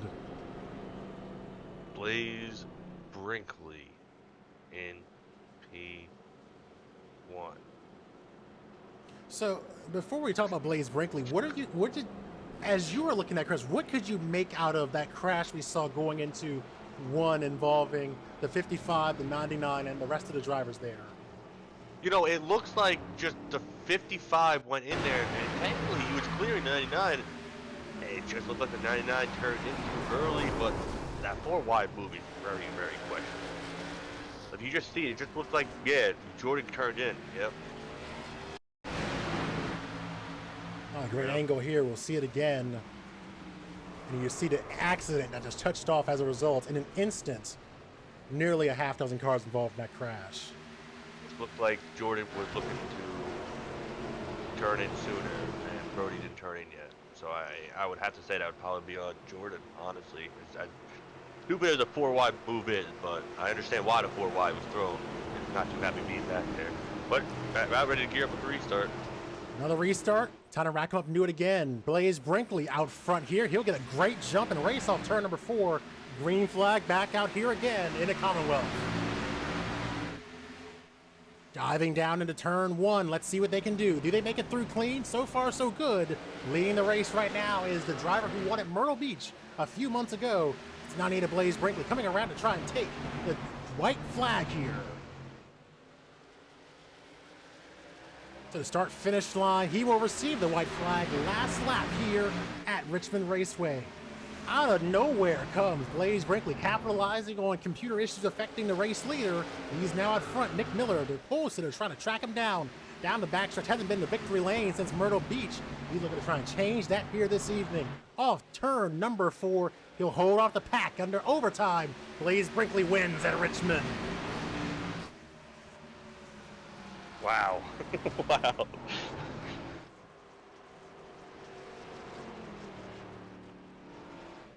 That was impressive.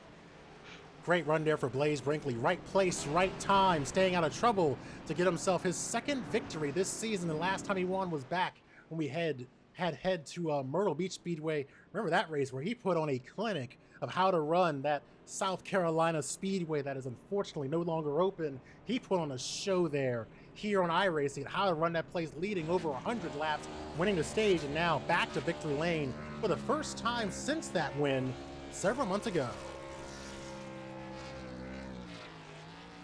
Ooh, what a run. An important win he for... wasn't there. He wasn't there up front. I mean, he was up front, but he wasn't like the star of the show. But he was there when it mattered. An important win for Blaze Brinkley as well, as we're looking toward the playoffs here. He was right there near the cutoff line there. Everyone's very compressed down there, about 5th on back.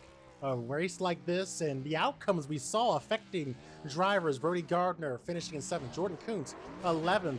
Drivers that are around Blaze Brinkley in the standings or ahead of him having issues. Now he's able to capitalize on that and maybe bring some points with him here going forward. Wow, what a finish to that race here as we now transition to our post-race coverage. And man, that's the kind of show we like to see here at Richmond. Just got a little chaotic there, and some names that we hadn't seen up the front much of the night, all finishing in top 5. Let's go and run it down here. Blaze Brinkley winning tonight's race, his second win this season. The pollster, Nick Miller, finishing in 2nd. Landon Mills, 3rd. He was back toward the back for a lot of time, and Cody kept saying, this is maybe not the time to panic. Clearly, he knew something we didn't. No panic indeed. Finishing on the 3rd step of the podium is Landon Mills. Derek Smith finishing in 4th, and Malachi Drake, 13 spots gained to finish 5th there. The kind of run he needed going into Texas. Further down, Luke Lofaro, Brody Gardner, Corey Hartz, Michael Rosero, Casey Drake completing the top 10. Jordan Kuntz will finish in 11th. Storm Patterson, Aaron Brown, Sartaj Man, Parker White, your top 15. Mitch Hobbs, Corey Blevins, Braden Brinkley, and Gaetano Papalardo completing the field who ran here at Richmond Raceway. The battle at the fairgrounds truly turned into a battle with 10 laps to go, and we'll be hearing from these drivers momentarily as we begin driver interviews. And the first driver we'll be bringing in, if he's available, and he is, will be Malachi Drake, the driver of the 90, who is out of nowhere suddenly is in the picture and now finds himself in 5th place to finish tonight's race and feeling good, most likely, going into our race in Fort Worth.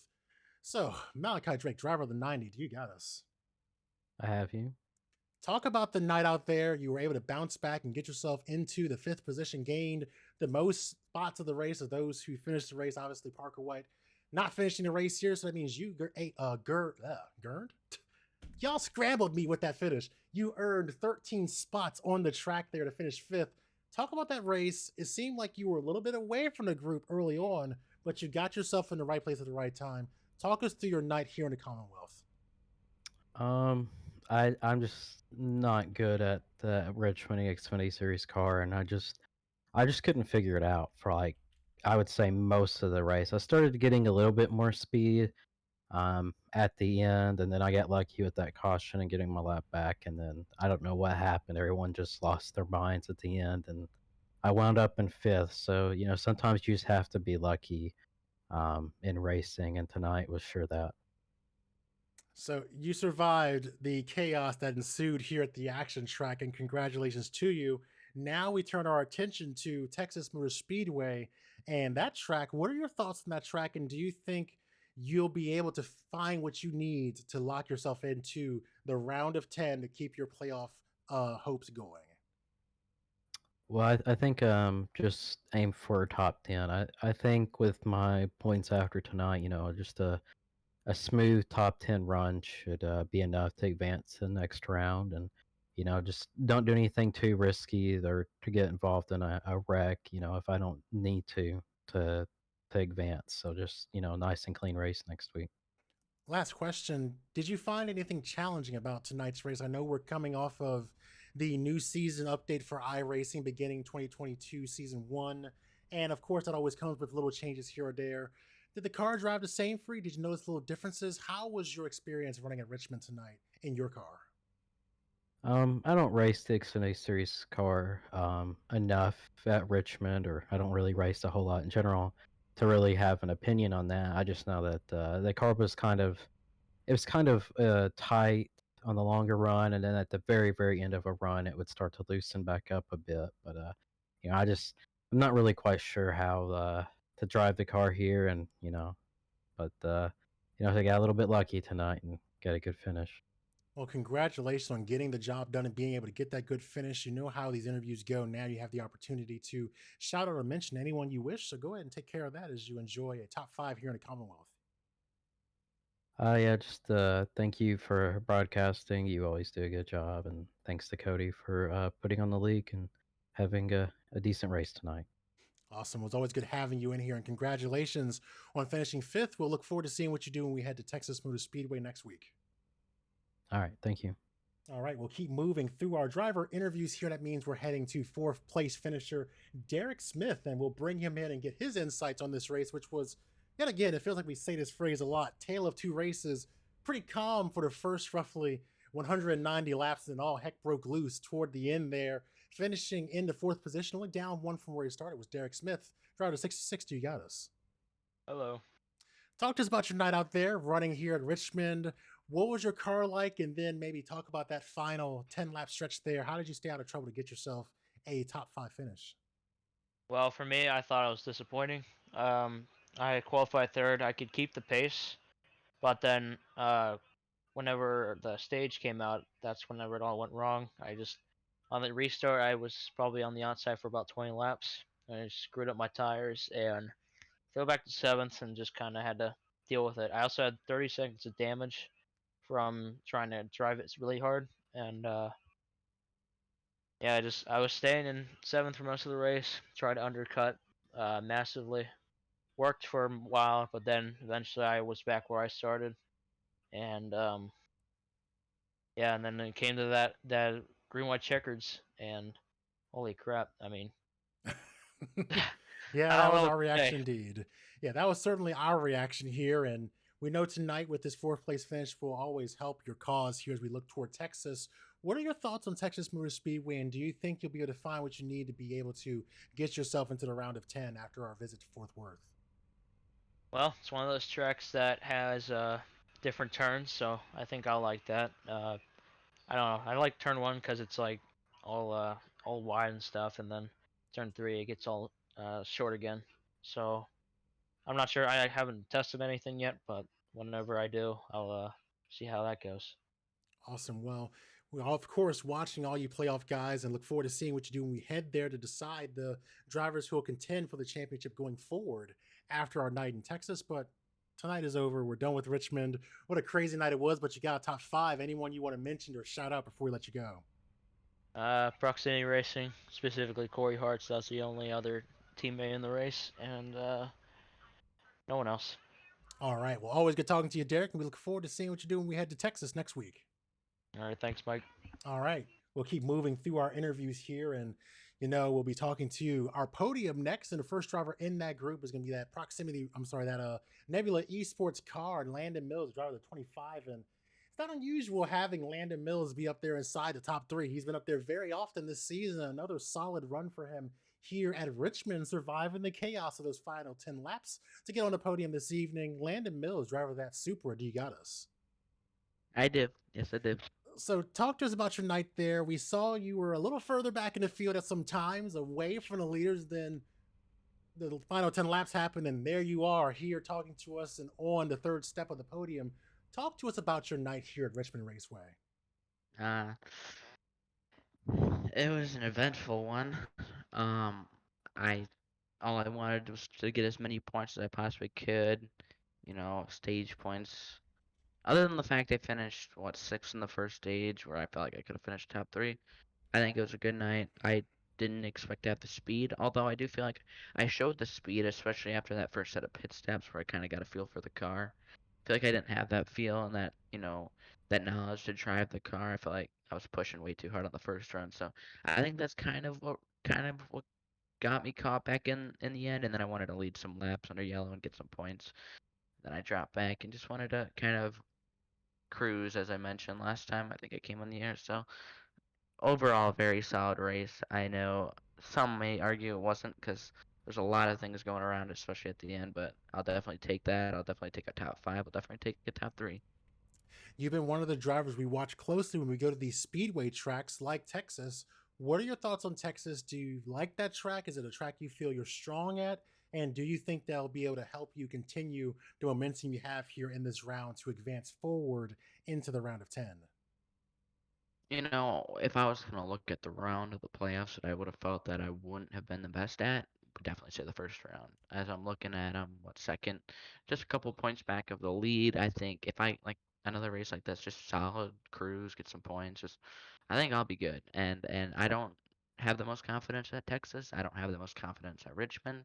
Talladega's whatever happens, one of those deals. So in general, it's kind of been the same mentality through all these, trying to get as many points and try not to be too confident or too cocky when you're out there, because every point matters, and especially in a round of that can eliminate you, and tracks that are definitely on your top, your lower list of tiers, definitely helps to get these finishes and a little bit of luck, especially at the end. So definitely going to take that.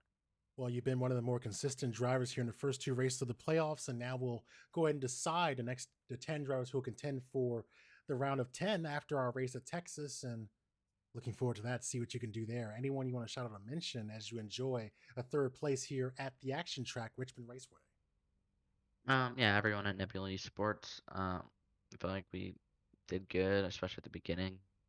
I don't know exactly what happened to some of our drivers at the end, but overall, I feel like it was a pretty solid race for us. I feel like we ran top 10, but I just want to shout out to them and everybody who puts the league on, and just another solid effort for the 25. So hopefully we can get something like this at Texas, but you know, don't want to overthink it. Just to say that I'm really happy to be, doing this well, and it's been a great year, and I hope hopefully we can continue that into the next round, and hopefully, like I say, goal is to compete for the championship. So hopefully we can do that. Absolutely. And like I said, it's always good having you here. You're one of those drivers we're constantly watching in the broadcast among your fellow championship contenders. It's always good to see you having a great run there, standing out as one of the leaders at Nebula. So congratulations on your run, and we look forward to seeing what you do when we head to Texas next race. That sounds good. Thank you, Mike. All right, we'll keep moving through our interviews here. That means we're bringing in Nick Miller, driver of the 19. He got the pole tonight for our race, and through just determination, able to get back to the front and finish in the 2nd position there in his 19 Supra, bouncing back from Talladega and reasserting himself as a contender right there toward the top of the points. And we'll see what that looks like when we head to Texas. But tonight, it's a top 2 finish for Nick Miller out of that Toyota Supra number 19. You got us. I got you. So talk about your night out there at the track. You led a lot of laps there here in the round, and then of course you won the stage there. as well. So, what incredible speed you had out there. How did you keep yourself patient to be able to get yourself back in position and at least be able to get second place? I don't know. I was told after the stage that Parker had to go at like 8:30, so it's 7:30 my time for contender series testing. So I expected him to leave, so I didn't bother battling, just saved my stuff and kept the gap to the guy behind me. And then yeah, he kind of pulled the snake. He pulled the KD on us and said, "I'm staying here." So yeah, then he was too far gone by the time he said that for me to even catch up. So he just kind of stayed second the entire time. And then we had a caution or 10 to go, and then all hell broke loose. That's an accurate description. So, talk us through the end of that race, those final 10 laps. What did you see? We saw when we had one of the yellow flags come out, the last one, if I'm not mistaken. We had the incident in turn one, basically, and then we saw you have some contact between yourself and the 23, resulting in damage to your car. But it didn't sound like you were phased, still able to drive away and get that second place finish on the restart. Yeah, I don't know. He tried driving in deep. I mean, it's a tight setup. All you had to do is roll the bottom. He would have passed me, but he tried driving in deep, matching my speed on entry. Missed the corner completely. Walled us. Caution was already out. There was no need for it. But I mean, it's a recurring thing for him. He's doored multiple people on entry. I remember he doored Brody earlier this season at Phoenix, and that was like lap 20. So it's something he doesn't learn and probably should, about backing off in the corners and whatnot. But still got second for what it's worth. Team's not going to be happy. Got the rear end's gone. Have to get a new car.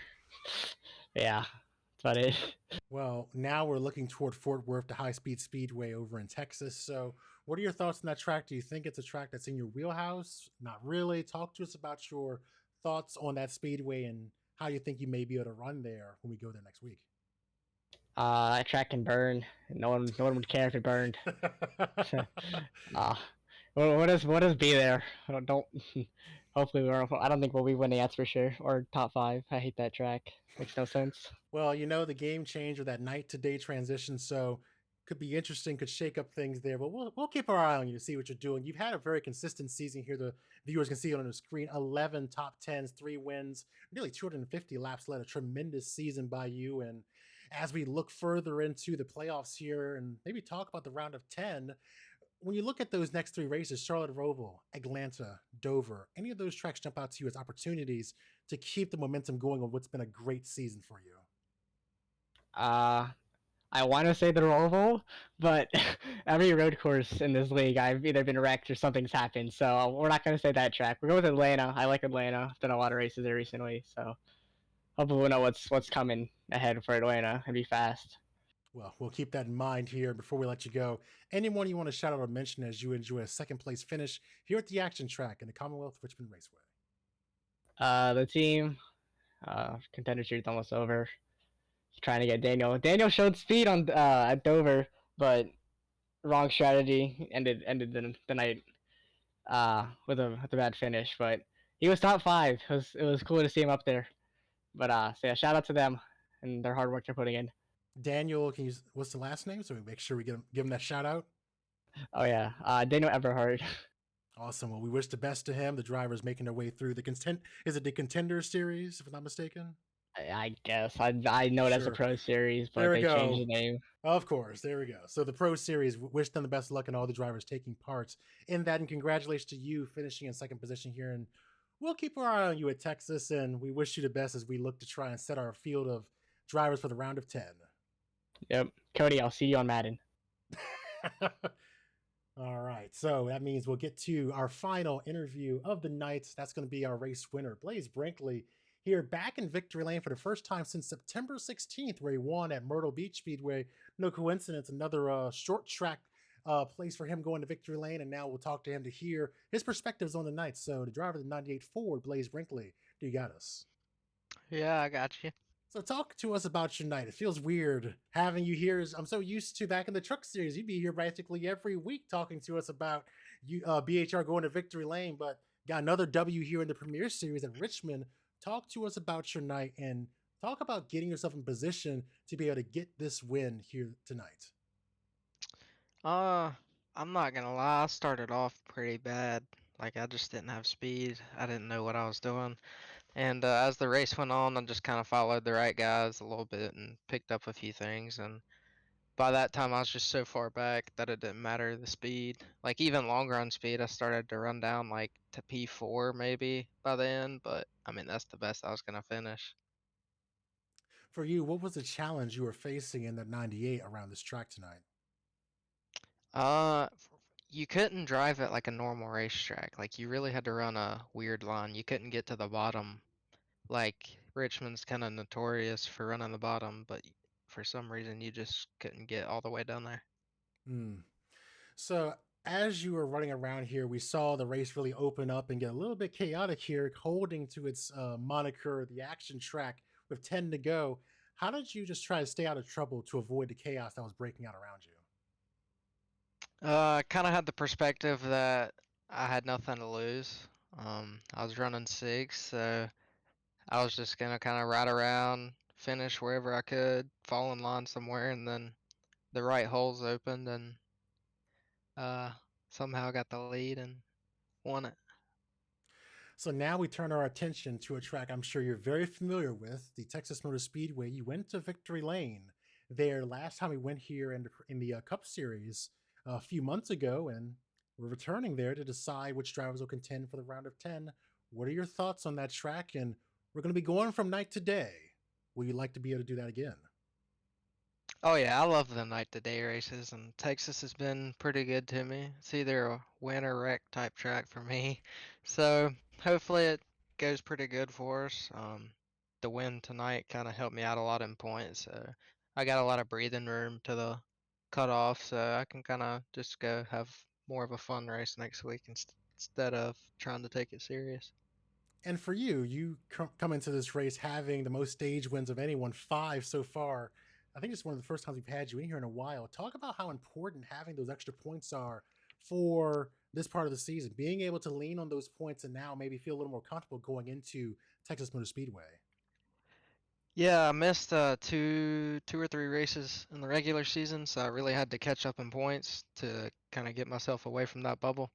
And I knew what I had to do. I had to qualify decent and then chase after the stage points because that's really where you're going to get most of your bonus points. And we managed to win, I think you said five or six of them. That's 50, 60 points.